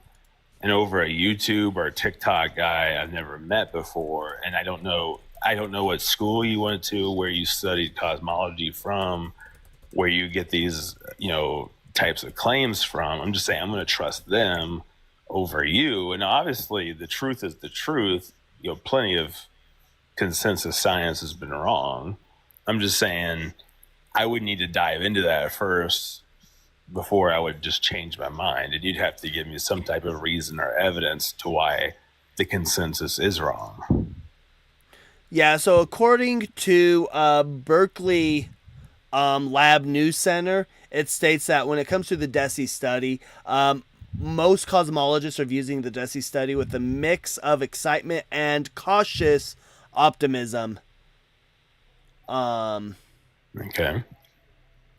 So yeah, it looks promising. We should be having the third study coming out anytime now. But yeah, it's showing that the universe has just been cyclic, right? I mean, you could probably make that claim. I'm just saying I don't think that the most cosmologists are going to believe that. I mean, we've had plenty of evidence that there's some type of whatever quote unquote beginning to matter, space, time, energy. They just don't know what the hell is going on at that type of moment in time. But I don't think the cyclical model has pretty much been dead for a few decades now, and so it was resurrected from this is pretty interesting. But I'll look into it, like, honestly. Yeah, it was mostly dead. I mean, the fact that they ran the DESI study would just show that it wasn't like 100% dead. But yeah, it was the case that a lot of cosmologists looked at and was like, yeah, dark energy, eh. But back a year ago when the first report from DESI came out, it put dark energy back on the map. And then last fall, when the second study came out, they're like, oh, there's more to this. And again, we're expecting another study to come out anytime soon. But yeah, it is starting to become the leading theory that the universe just exists through a series of big bangs, big crunches, and it's cyclic. It's an I accordion. will gladly look into that. I've been following this for a few, couple decades now. That has definitely been the minority. I would be shocked that these new studies. Wait. just How shifted the have you? consensus. How have you been following this for decades and you didn't even know what the DESI study is? Well, I'll be fair. They just come out in the last year or two because I've not been following it that hard the last couple of years. Yeah, the DESI study has been the study itself. As far as doing the 3D modeling has been going on for like the last 6 years. Like it's nothing new. I just haven't heard of it since you told me. So, I mean, again, I'll look into it. If you're correct in that most cosmologists just totally changed their entire worldview off of the DESI study, then I'll gladly come back on and say I'm freaking obviously wrong. I'm just saying I doubt that is the case. So, I mean, I could be wrong. Yeah, have you ever talked with Dr. Blitz? Yeah, I have absolutely no idea who that is. All right, so Dr. Blitz is so what he is, he'll even tell you, depends on who you ask. So he is a physicist / mathematician. I was gonna say you should follow him, but unfortunately he probably won't be. He won't be live for a little bit because where his job is out of the country. He's in the process of coming back to the country, so he mentioned he probably won't be live again until June. Like seriously, but give Dr. Blitz a follow. It's Blitz PhD. Okay. Yeah, I probably could give you 10 other PhDs to follow too. I just need some evidence and argument why that isn't the case. Yeah, but I feel like everything I'm saying is completely rational, completely logical. I don't know, the people in the chat can maybe disagree or agree. I'm just saying you haven't really given me any argument why you're right. Well, what I'm saying is that logic is just what we observe, right? It doesn't mean there's a creator to it, right? Like I could say like all rocks are hard, but that doesn't mean a god made them hard. It is just the case that every rock is hard. You can't point to a soft rock to me. Now their level of hardness is going to be different, but every rock is hard. And you can't like show me an argument for that, right? So it could just be the case that everything we've recognized is just logic, and because we have minds, we recognize it. But that doesn't mean that a mind created it. It's just patterns that we recognize. Well, would you say that they're objectively true in the sense that the laws of logic exist, whether humans existed or not? There was no square circle on Jupiter. They're like, if humans existed or not, 1 + 1 always equal 2. Do you say that's always true? Yeah, but that doesn't mean a mind created it. It could be the case that that's just how the universe is. I agree with you. That does seem to be how the universe is. The question is, why is it that case? Why does anything exist at all? Why do these metaphysically necessary truths exist in a way only a mind would understand? It seems to me perfectly rational and logical. No, it's a way that our mind. No. It's not a way that a mind understands. It's a way that our mind has observed it. It's not that we like. It's just our mind have observed it, and we give names to it because we've observed it. Sure, it doesn't mean that they ontologically don't exist. We're just putting names to these metaphysically necessarily ontologically true truths that exist. But that doesn't mean a god created it. That's fair. I'm just asking. I think the more rational case is that they are from a necessary mind. You're just saying that the better option is they're just brute fact. I'm sorry I put you through that, chat. I'm sorry I put you through that. That was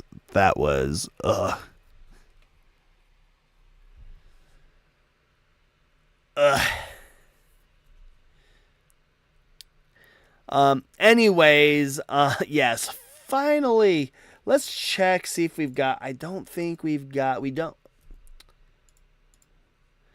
See what we've got going on. We don't have anybody over on Video Ninja. I don't have anybody else. I don't think. Let me check chat here real quick. Yeah, I don't have anybody here, so I'm probably going to call it here tonight. But everybody, I thank you all so much for hanging out with me tonight. It means a lot to me. I appreciate it. And Mr. Fenn and Preston, thank you so much for your input on that. I'm not a physicist. Like, I dabble in philosophy a little bit, but I'm not like a philosopher. So I appreciate each and every one of you. Dropping saucy nuggets, I appreciate the conversation with you as well. And Blake, thank you so much. Hopefully things are doing better. I'm still going to dig in to find out why TikTok starts to sound like everybody's talking in a tunnel. But with that said, I appreciate each and every one of you. I will see you again tomorrow night, and you all have a fantastic evening.